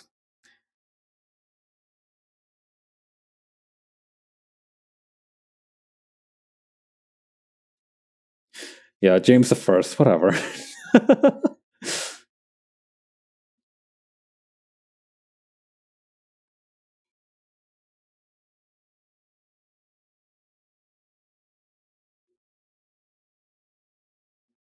Hmm. Yeah, I think this should be good.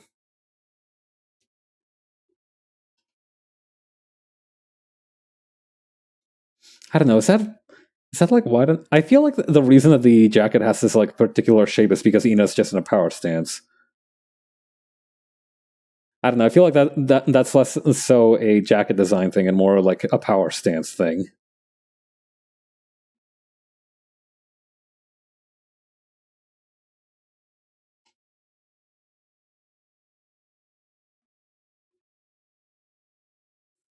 But Ina's always in power stance, isn't she? Yeah, I think like the red one, Bay, is also constantly in power stance.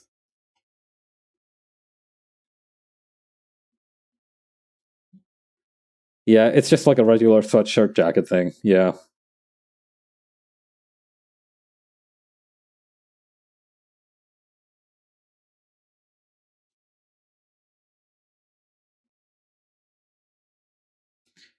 They rig them more, not more. Like the way they rig the models normally, it's just power stance. Yeah, I mean, given that the alternative is like the Danganronpa idle pose, I feel like power stance is much. I would prefer to have a power stance over the Danganronpa neutral pose. Is the thing. I mean, I kind of have a little bit of both. Hang on, let me regrow my arms here for a second. Yeah, like I don't really have much room to talk. Is the thing. Like I'm just I got my arms out like this.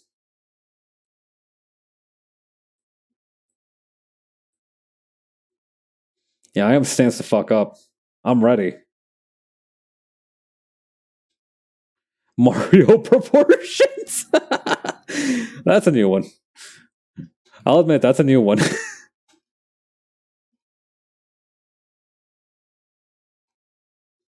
The most frequent fictional character comparison that I've had is actually Sans Undertale, which is extraordinarily funny to me. I can see Paps being a platformer mascot character. Thank you. I actually really am flattered by that. Thank you.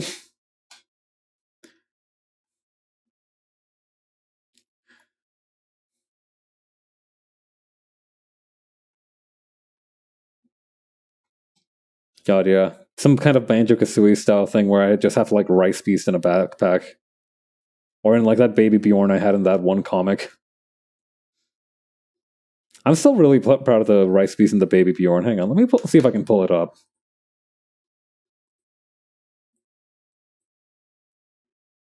Rice Beast is a projectile. That's absolutely true. Yeah, if I'm in a fighting game, the Rice Beast would be like my Haruken. What did it do? I know that's not a Haruken, but like I'm just imagining me firing the Rice Beast as a projectile.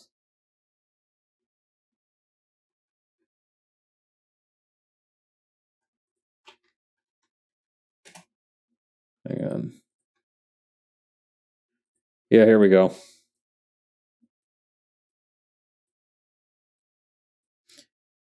There we go. Rice Beast and the Baby Bjorn.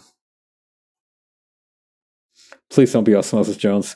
Oh, thank God, it's just the innocent and flapjack octopus. I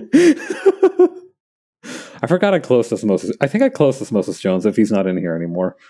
Shooting them out of your head like you're some kind of rice back cannon. There is a cannon for rice. There are like pressure cookers that look like small cannons that are mainly used in East Asian countries. I think like or in places where they don't have access to like normal pressure cookers, and that's how they make like puffed rice and like popcorn there in mass quantities.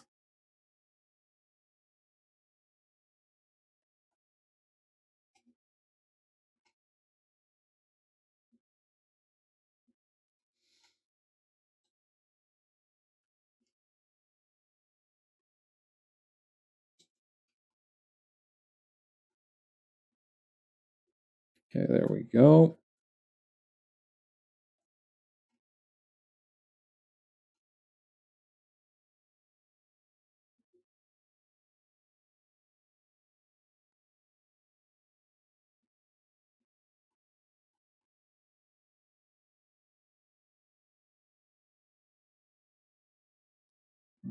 God, reading about like ancient methods of cooking is so cool as well. Like basically how they had like stuff that was like air fryers before air fryers. I've always found that super fascinating because a lot of the times it was just like sheer ingenuity in what worked in a certain time and place. Like if they didn't have iron, for example, they couldn't have used like the little cannon trick for the rice puffs. Yeah.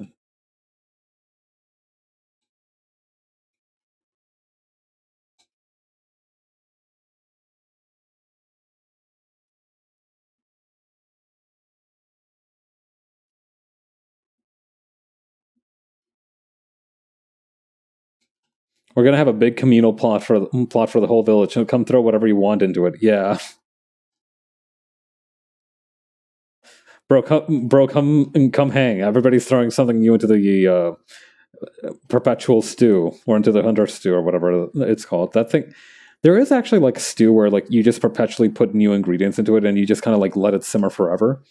I know there's like a noodle shop in Taiwan or someplace like that or Thailand, I think maybe, that has had like a soup that's been simmering for like 80 years or something. Like their owner has just never like really turned off the stove, so the soup's just been perpetually simmering. So I think perpetual stew was the correct term. Yeah, yeah. Infinity stew. Yeah, you just see me like putting like like a basil, a rosemary, a cumin, a paprika shaped like gem into like a big pot, like it's like Resident Evil 4 or some shit.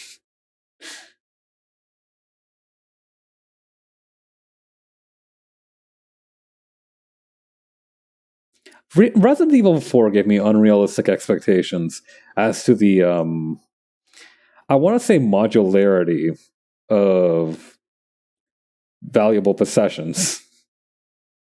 Everyone's side eyeing the town butcher when he doesn't bring in meat for his addition. He's like, "What? What? I've been growing zucchinis. Those things are taking up like half my yard. Give me a break."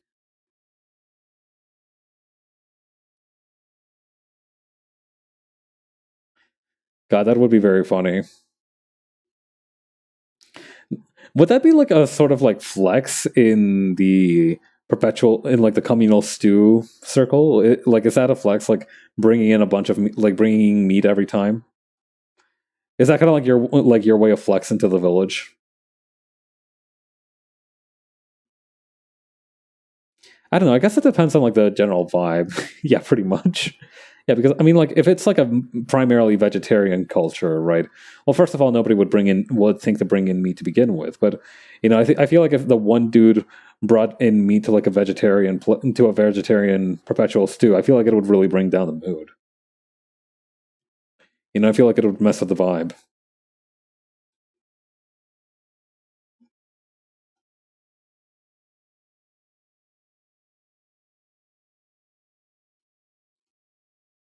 If you have a reliable source of meat, you're the person someone else in the tavern will buy you a drink. Oh, yeah, that tracks. Like I'm very lucky that I live in that we live. Well, lucky in air quotes. Given my personal predilections for for social interactions, I'm lucky that I live in a time when like being super close with your neighbors is out of touch. Because I feel like if I was still in the time when like you needed to be to depend on your neighbors to survive, I feel like I would have been like completely screwed. I don't know. It's not. I think it's less about the time and more about like my living circumstances, right? Like, I feel like if I had made more of an effort to get to know my neighbors when I first moved in, I can probably still make an effort now. But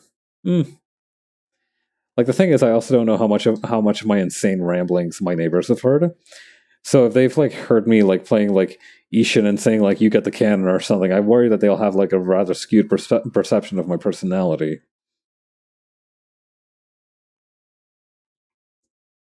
That's my primary concern now.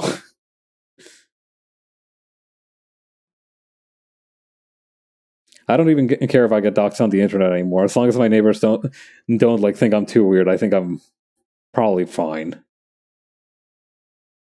Actually, no, I would probably get care if I got doxxed on the internet. That would be very inconvenient for me. Please don't do that.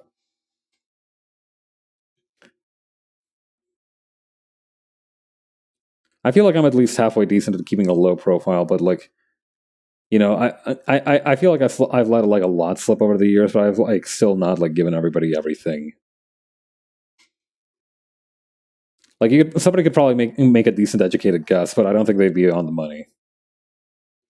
Apparently, the oldest recorded instance of perpetual stew was in France, and it kept going for 500 years up to World War II. God. You just know that shit was so rich and delicious. Like, the French have fucked up in a lot of ways, but they know their soups, all right?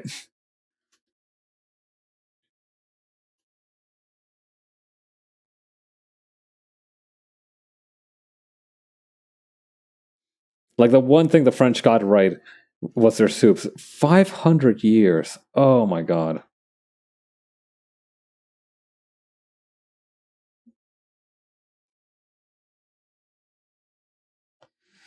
How I yearn for the 500-year-old soup. A little bit of rice too.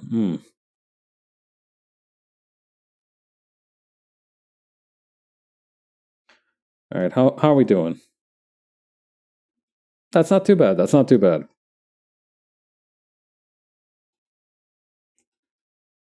I'll just finish up the thighs here.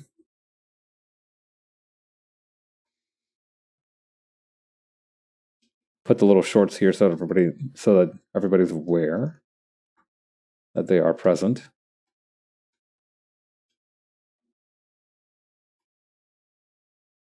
And then the background.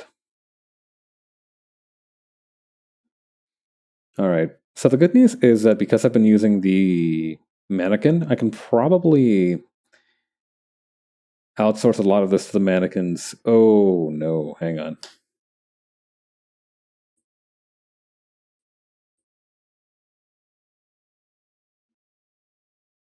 All right, how is this going to need to go? I feel like this one will work.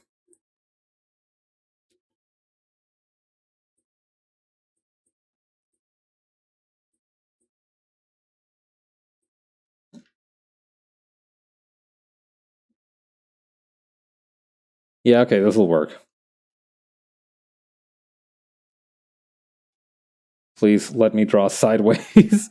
Okay, this is a 50-50 chance of working.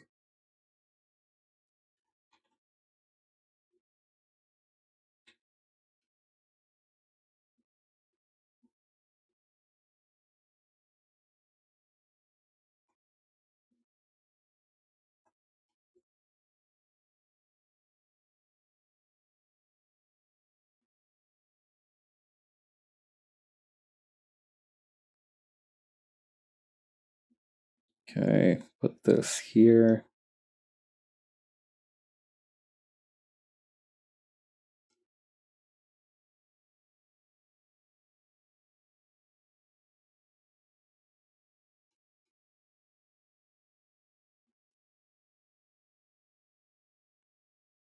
The 500-year-old stew. I'm still thinking about the 500-year-old stew, damn it.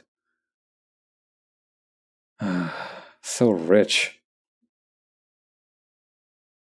It's been a while since I've made myself like a decent soup style meal. I need to get back on that grind set.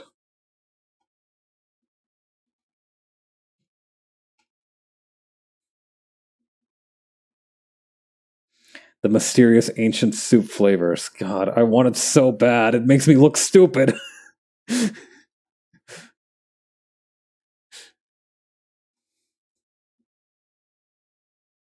Okay, I gotta make like a very time traveler story who only goes back to past to try ancient food. Yeah, I remember there was that like one post floating around, right, of like that one dude who apparently made the logo for the Xbox, and like it's also a big bread dude, like a big bread aficionado, and he made a loaf of bread based on like some freaking Egyptian yeast or something from like ancient Egypt. I have more respect for that man than anybody else in the gaming industry. Like that dude understood what he was about and did not pursue any vainglory or fame. He just wanted to have bread and he got it.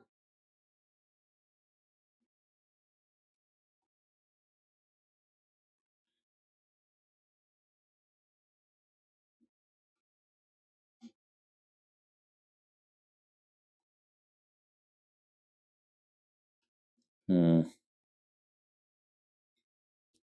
Okay. It's like a little bit thing. This is like a little thing over the desk. This is gonna go like this. This is gonna go like this. Like this.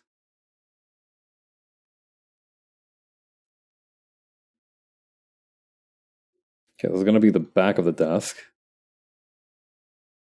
Somewhere around here.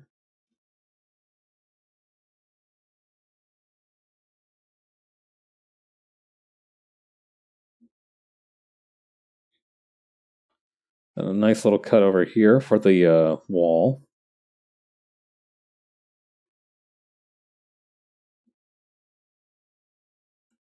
And then this combo got me Google searching foods lost to time. Dodo skewers is probably on that list somewhere, unfortunately.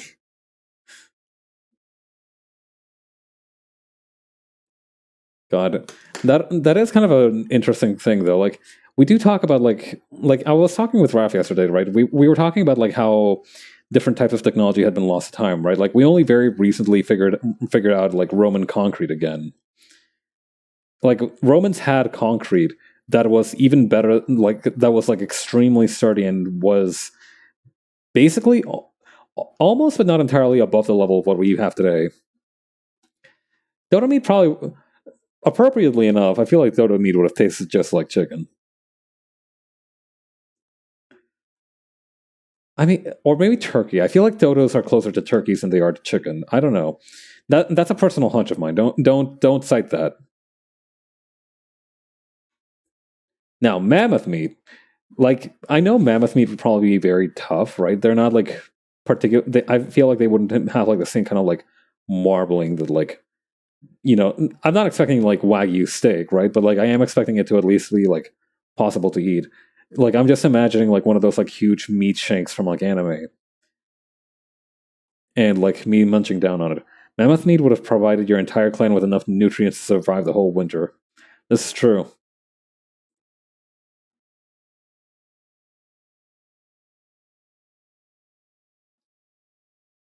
Hmm.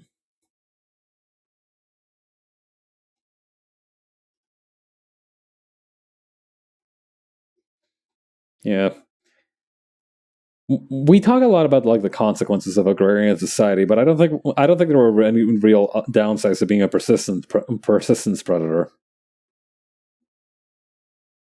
I'm fairly certain early humans, did survive the ice age because of mammoths. Thank you, mammoths.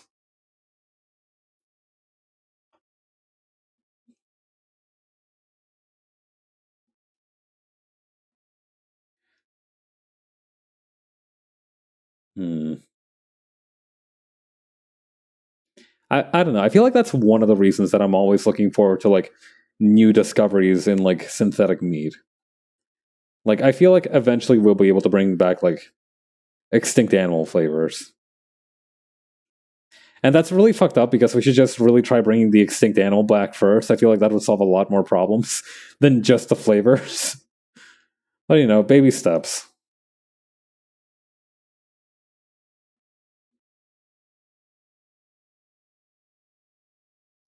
I mean, I don't know. I don't think you can clone a cow from a steak, right? Like you wouldn't be able to like do that.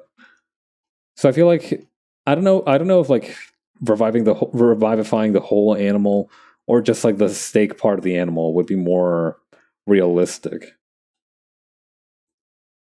I don't know. Cloning is not my area of expertise. Jurassic Park, but it's for ethical farming. Yeah, I mean, at some point you have to wonder, right? Like compared to like the methane output from conventional farming and like the loss of grassland from conventional farming, would like synthetic meats actually do more for the environment than non-synthetic meats? And like I feel like if the answer is yes, we've gotten to like a really dark part of the timeline. But at the same time, if the answer is yes, then we have like an option to reduce our overall carbon footprint.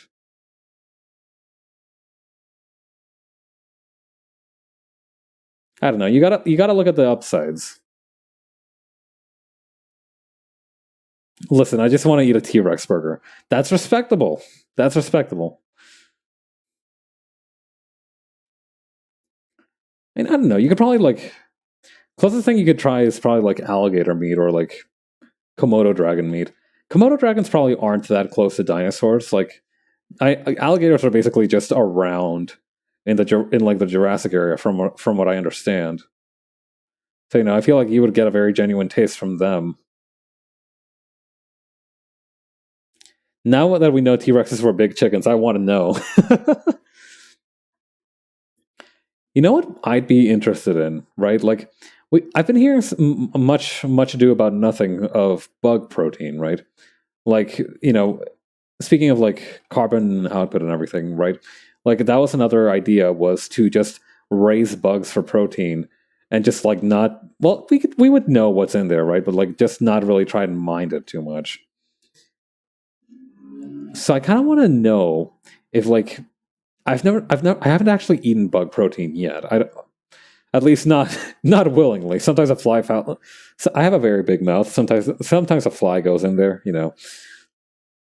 You would have to prepare it like any meat. That's true.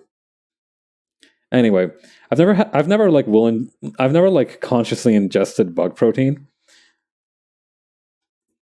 I want to try it, but like I haven't had the opportunity yet. I've been told that if you cook it right, some bugs are kind of tasty. Oh, I mean, for sure, if you cook it right, like with a little bit of soy sauce, a little bit of cumin, I bet they can grill up real good.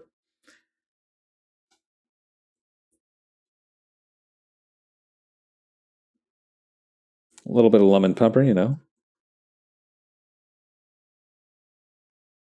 It's always about the spices. You always got to be mindful of your spices.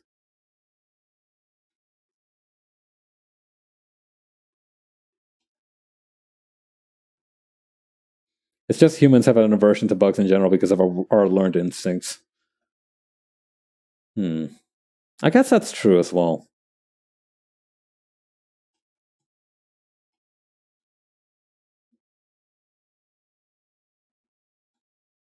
Hmm. I am wondering how I'm going to be able to like make the pattern that I want on the back of this chair, but I'm going to worry about that in just a minute. I think I need to finish up this headrest first. I think if we do the flats, we're going to be able to like call it a night.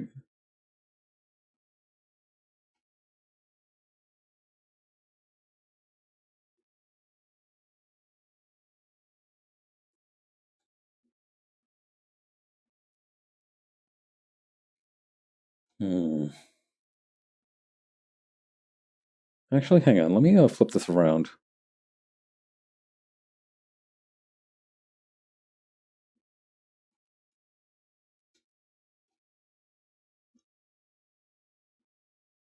Let me hang on. I'm going to turn around to see what my own freaking backrest looks like. Okay, I see.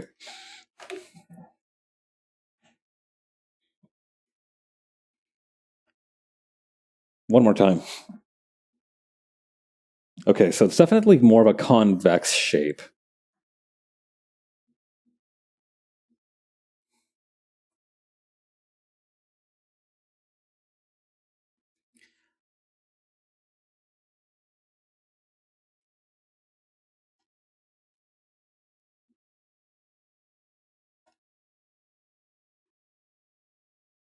Okay.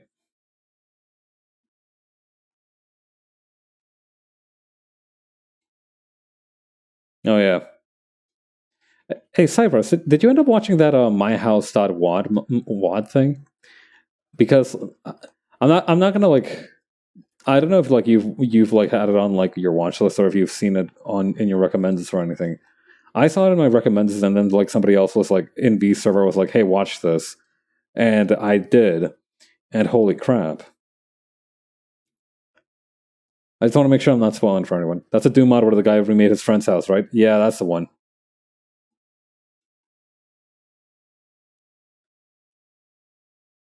Yeah, I've recently watched a YouTube video on that, and it is awesome. I'm a big fan of like gothic horror, right? Like of that idea of like, not so like, not only like is there a beastie out to get you, but like it's also like it provides like this feeling of wrongness. I'll have to check it out. Yeah, I feel like I mean, I don't know. Like I don't know how much everybody enjoys everything. I really enjoy the kind of atmosphere that the game brought, because like I find it like really, if a beastie has like, it's easy to get scared. How do I say this? There's something wrong here, and the dread is scarier than any other terrier. Yeah, you get it. Like, not to mince words, I'm a little bit of a pussy. I am very averse to horror stuff, unless it's like survival horror or anything. But like, I recognize that I am kind of a wuss, so I feel like that specific type of horror just speaks to me very well because like if there is a creature, right, then there's a creature. There's not much you can do about that. Oh, I love horror. Like the thing is, I enjoy horror. I'm just like not very well built for it. Like I will be fascinated by like the grotesque sights and sounds, but I will also be shaking like a chihuahua. Grew up in a haunted place and had witches as neighbors. Oh, that's nice. Yeah, you had like that Bailey School Kids experience of of like having like a bunch of different supernatural creatures as like your neighbors and coworkers.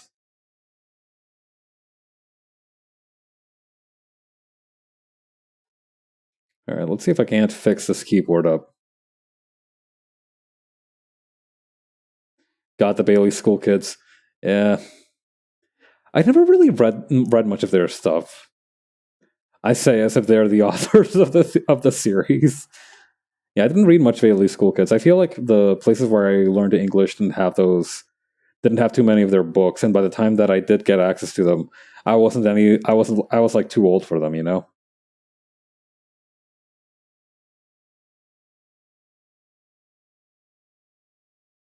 I'm gonna drink some water real quick.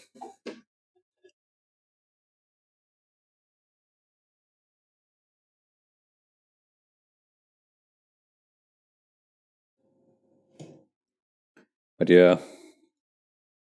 What did I had an Encyclopedia Brown. I remember that one of the places that I lived at, there was like an Encyclopedia Brown like collection basically. They were okay. It was like clear the subject of the book was supernatural, but they never really discussed it beyond mundane scenarios. Wait.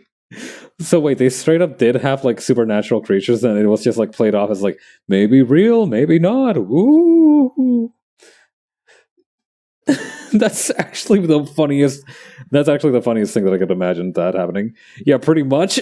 That's awesome. I thought like it would. I thought like it would just be a straight up book about like not being super judgmental about others, but the fact that like the people actually might be like aliens or whatever the fuck, that makes it so much better. Actually, I love that.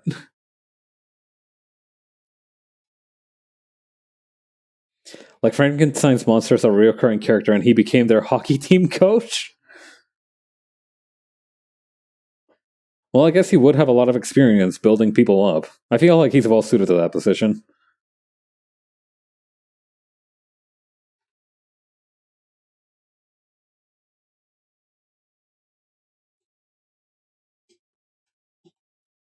Let's see. Hmm. Still, having Frankenstein's monsters as a reoccurring character, I feel like there's like a lot of comedic potential there.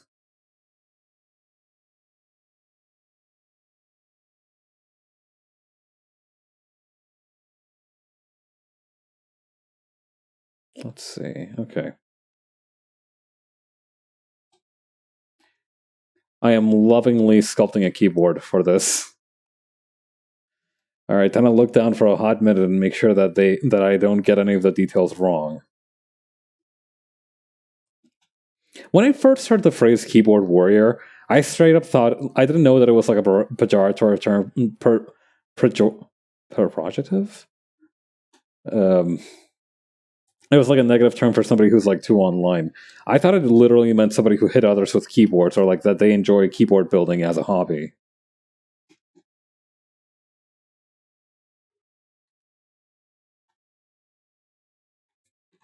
Let's see.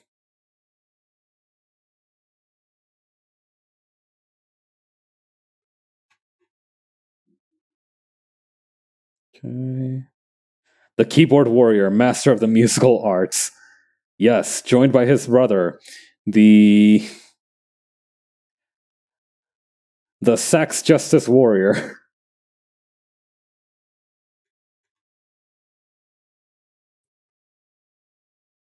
The saxophone justice warrior.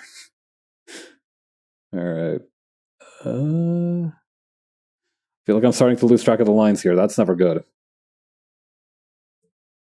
Let's see. Where's that one thing that lets me like even out the width of a line? Fix width. Here we go. A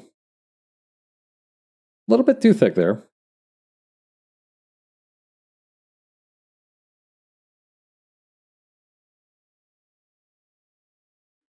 Oh wait, it's because my brush is too. No, that can't be right. Wait, I can just like. Hang on, I can combine these technologies.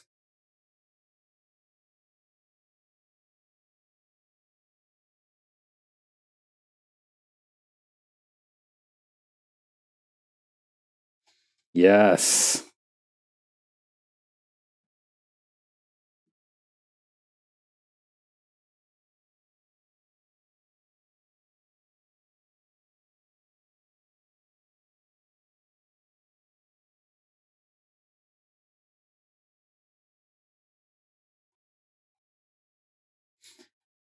I was talking about something. I feel like I feel like I had a strong thesis statement going and then I lost it.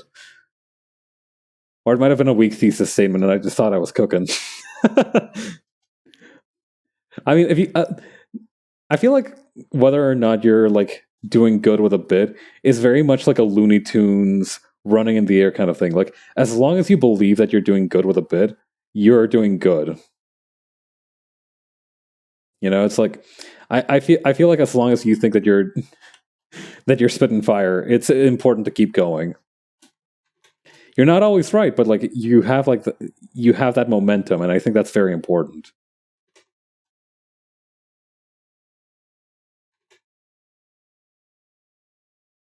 Okay, one.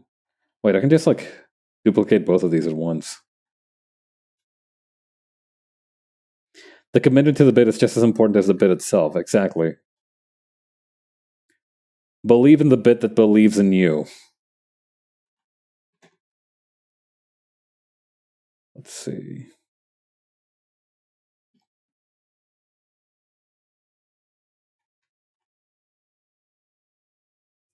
Okay, that should be good for like a space bar.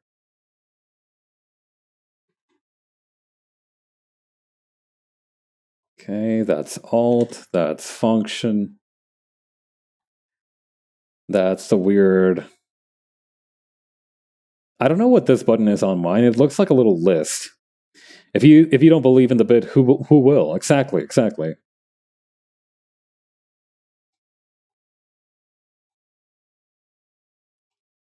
Okay, just get rid of these.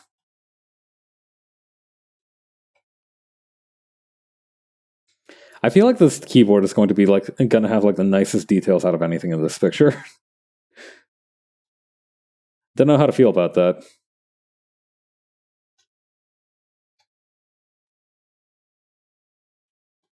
It is what it is.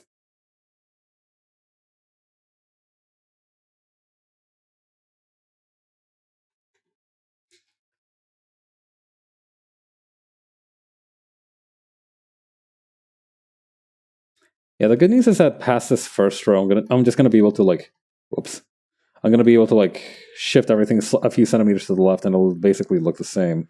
It's just this first row that I have to get out of my system first.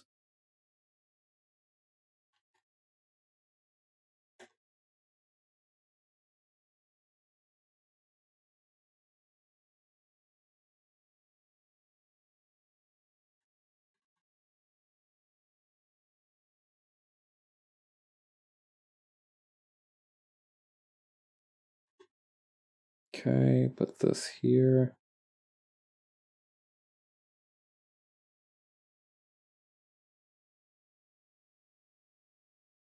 I need to put this over here. These are some very big keycaps, but I don't think anybody will notice. I'm probably gonna blur this thing with like a Gaussian blur by the time I finish the picture properly. Nobody will be any the wiser, except people who go look at the VOD.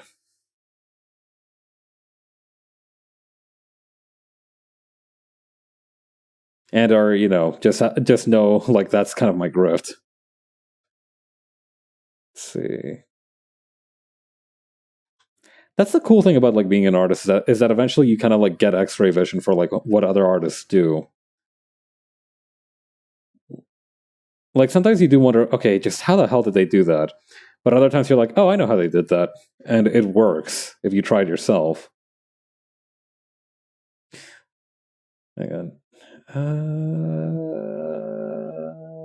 Please, please, please. Yes, there we go.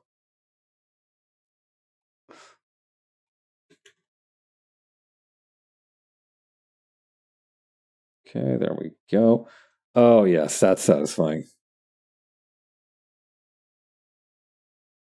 Okay, and then copy and paste those and shift them back to the left. Copy and paste those and shift them up.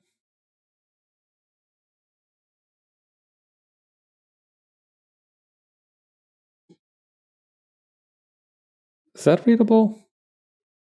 Not really.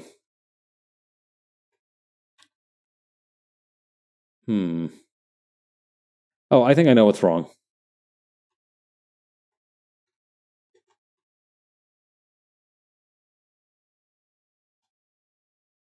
No, no, no. They need to be even like slightly further to the right.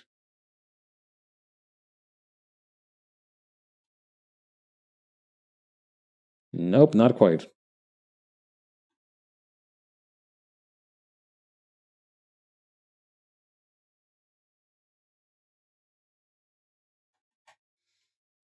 I'll get this eventually.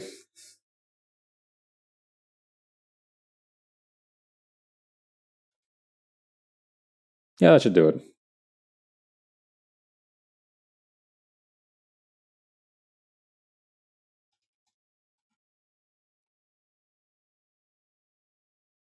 Let's see. And we can move it all the way to the left.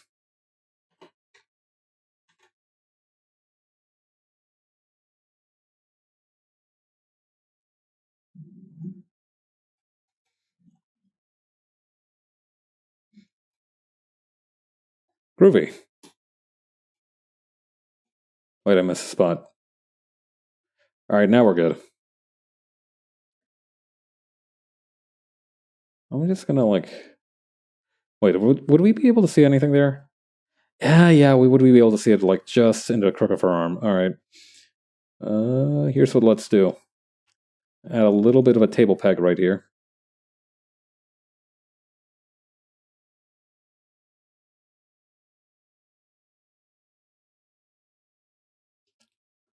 I feel like the best way to draw furniture these days, we need to have Groovy make a comeback.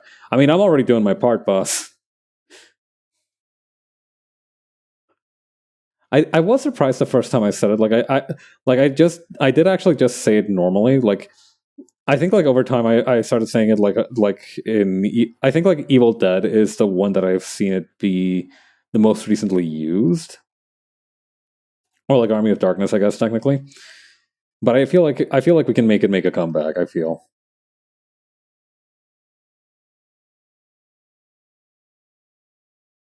Alright, hang on. That should be good for that, but yeah. More corny white people vernacular needs to start coming back to the English lexicon, I think. We've lost some valuable stuff there.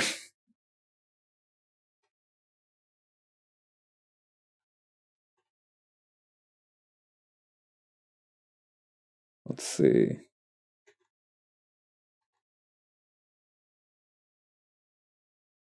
Okay, and then cross it over like this. Although I imagine Groovy was probably co-opted from African American vernacular English at some point anyway. I don't know. That's probably a complicated historical etymology we got going there. But yeah, I do agree that Groovy needs to make a comeback. At least that way I won't feel singled out when I'm using it.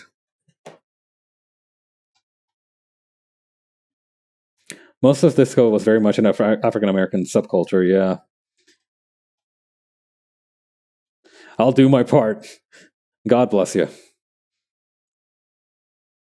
Alright.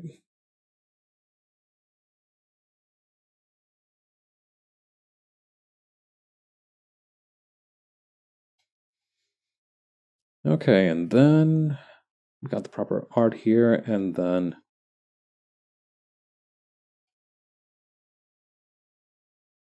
I feel like would it be better if like she was looking down?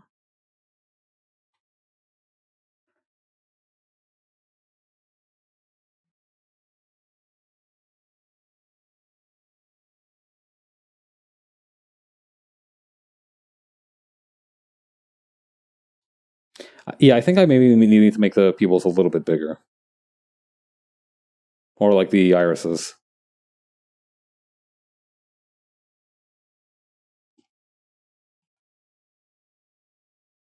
Although this one could be a little bit smaller.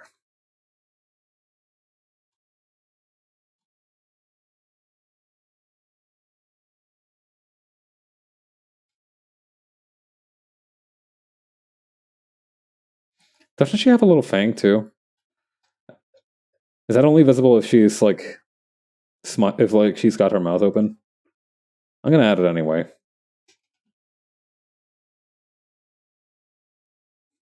I'm an Ina Fang truther. Ina does have a fang. Fabulous. Is this what like the? I feel like I need to make sure I get a good reference of her little hair thingies. I feel like they have like a more relaxed kind of slope.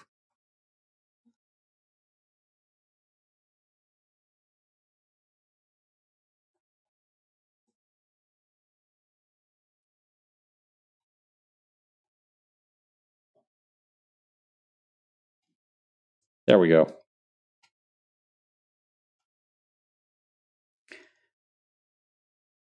I did think it was super funny when she was debuting this outfit and showed off the fact that like she could like make the little hair thingies go away, the little hair tentacles go away. She said that basically she just got them cut at the barbers. I do think that that's really funny. Like they just grow back.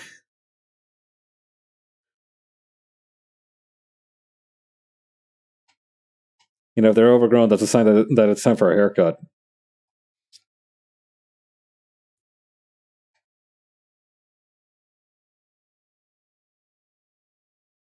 How thick are her eyebrows? Ooh, rail thin. Okay.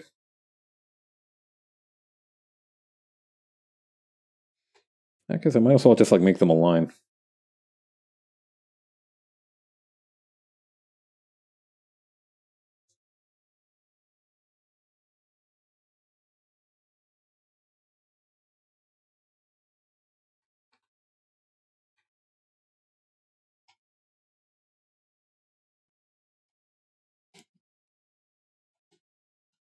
All right. I think that's good for today. I did say I wanted to try out doing the flats, but I feel like this much should be good for today. This hand's still a little small. Okay, we'll fix the hand here, and then we'll leave.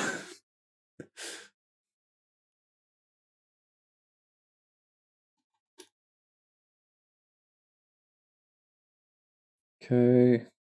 Nope, I missed a couple fingers.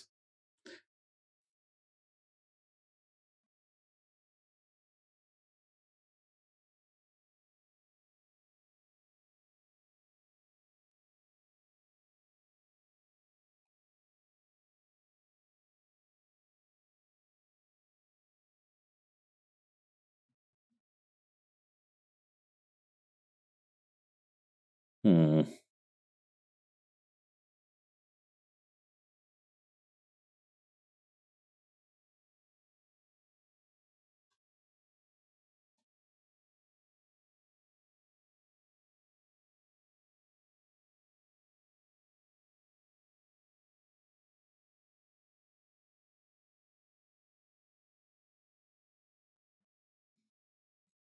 Yeah, this will work.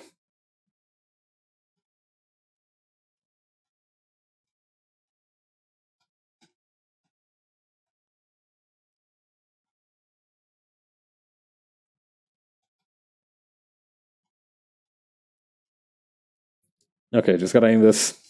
Please just let me aim this stroke correctly. Thank you. Things that would also be said by a samurai when he was was in the battlefield.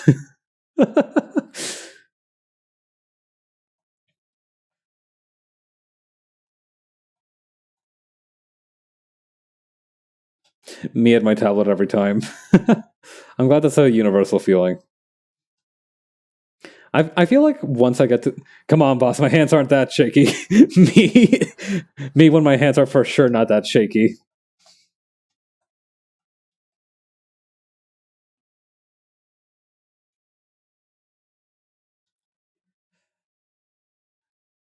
Yeah, Joey Jitterfingers be like, "Come on, boss, my hands ain't that shaky."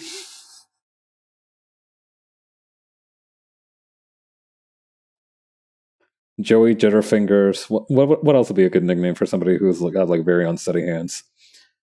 Uh, shake handshake Sal.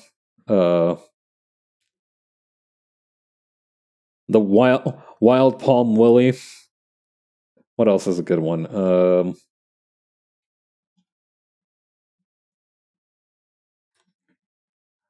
Vibe hand bonito. That's probably not. That's more of a. That's not so much a. That's another type of name, not really a gangster name.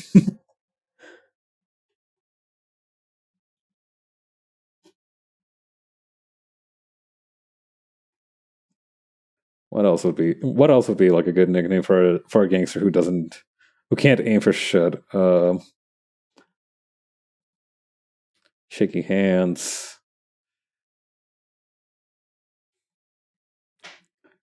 Shivering finger Fred.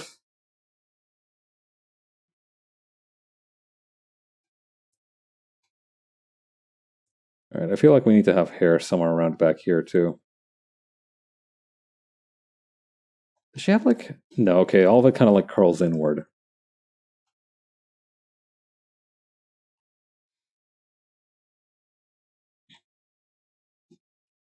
Man, it's a good thing that I never ended up becoming a mobster because, well, first of all, I'm not suited to a life of crime, and second of all, I feel like I would get the worst nickname out of anybody in the gang. I am definitely too much of a weenie to be called like Ace or something like that. I don't know. Maybe they would have called me something like decently respectful, like babyface or something. Like babyface is kind of just an adjective. It's not really. It's not like positive or negative. You know. It's just saying you look young.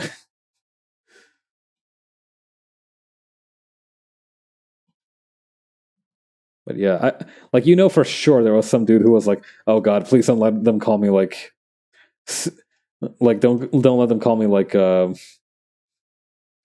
something cringe at the nicknaming ceremony that all gangsters have." I think I missed one of her hair flaps.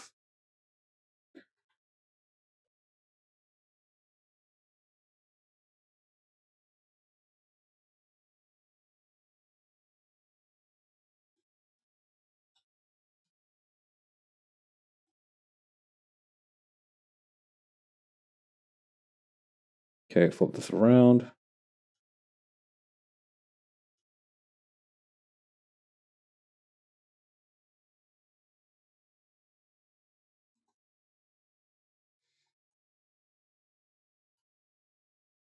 Man, I don't know. I feel like my design will probably lend itself very well to like being in a tiny fitted pinstripe suit and fedora. Imagine you're a Yakuza member and the rest of your clan equates you to a duck. You're not coming back from that. No, you are not.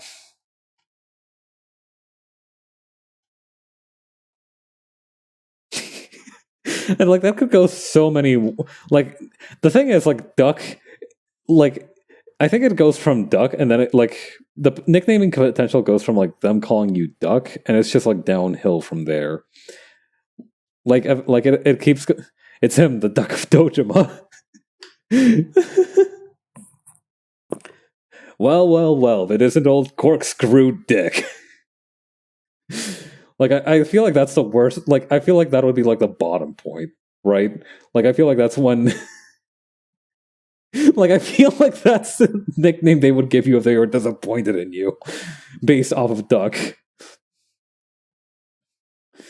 Like you think it's bad enough, like when you're part of like a blowjob brothers duo, like you don't want to be corkscrew dick. Nobody wants to be corkscrew dick. Worst possible result. Oh god. Sometimes I wonder if I had to do like some kind of special training to have these specific thoughts. Like I do wonder if it's like a natural byproduct of something, or if it's like I underwent some kind of accidental training in my youth that I just psychically suppressed or something. I have a gift for having these kind of ideas, and it's not a good one.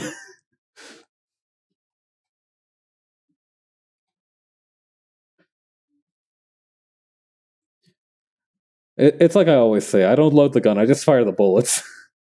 Trained to cause psychic damage.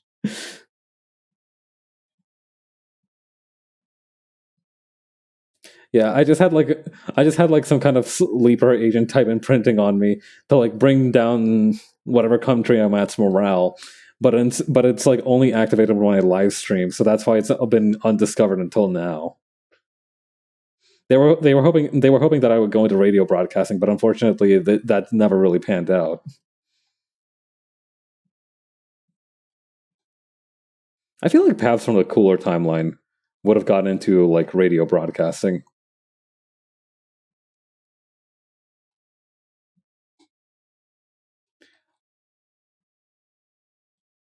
Like, don't get me wrong, I'm the best possible version of myself that I can be, but I feel like there's a timeline where I like wear sunglasses at night and I'm just like a radio DJ.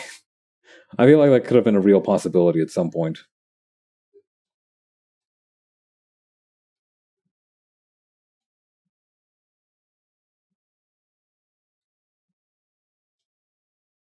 I'm basically already a podcaster.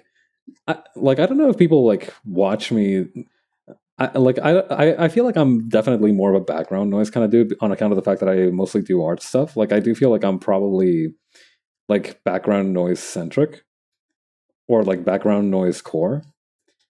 I would prefer it to be that way, honestly, because I like the idea of like people listening to me while they work as well.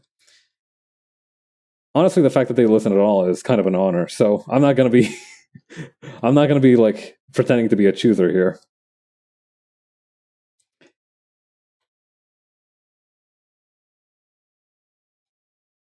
I said we were going to stop working on this like half an hour ago. Radio DJs got cool jobs, but its hours are rough considering you're expected to wake up in the early AM on the regular and work nearly every day unless the station has two DJs. Oh, that's true. Yeah, I don't imagine it pays particularly well either.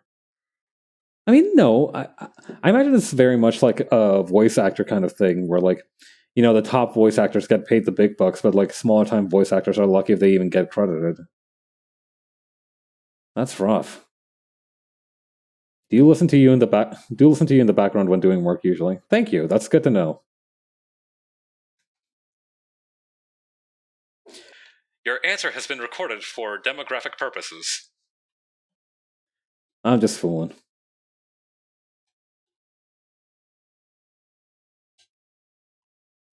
Let's see. Yeah, I think we're good. Uh,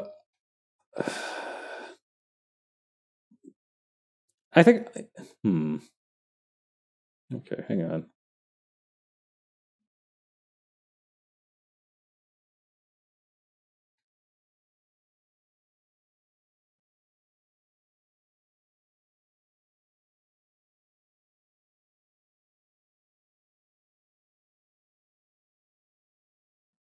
Hang on. I want to try just one last little thing here.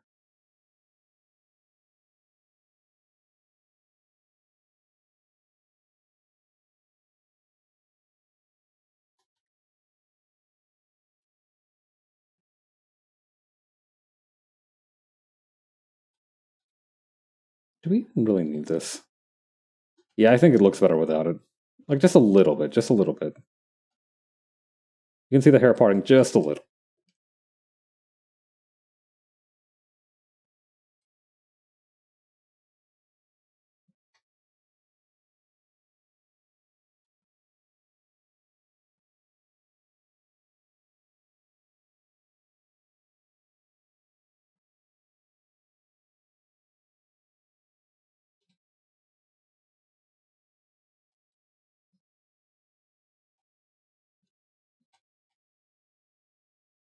I swear to God, I said I'd wrap up soon, like half an hour ago. Well, when you're in the zone, you're in the zone, right?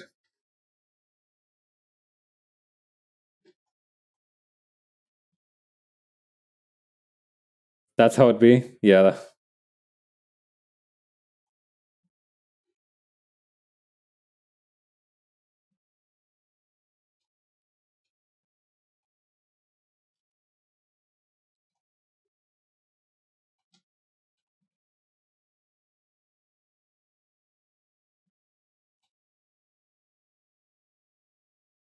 Okay, there we go.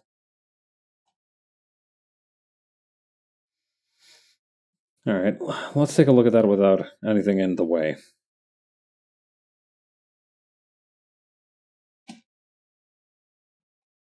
I'm gonna bring this part here just a little bit further in. If I can't do the flats, I'm gonna finish the line art at least.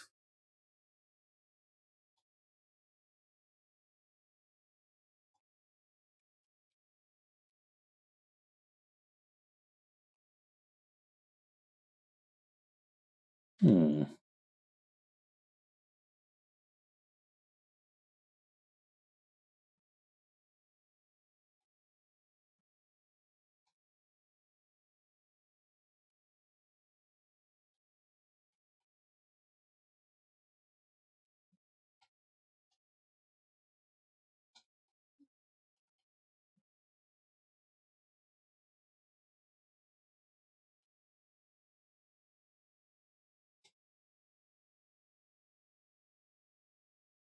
Yeah, okay, that looks good. Okay.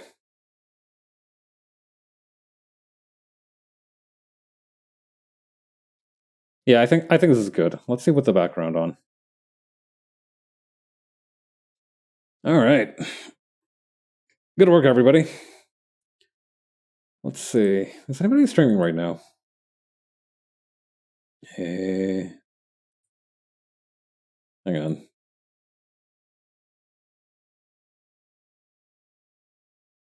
What the hell? I'll end it here. Thanks everybody for coming by. And yeah, I hope you have a great rest of your week. I know it's just the very beginning, but hang in there. I'll be back on Friday with some more Ishin once again. All right. Later. Bye.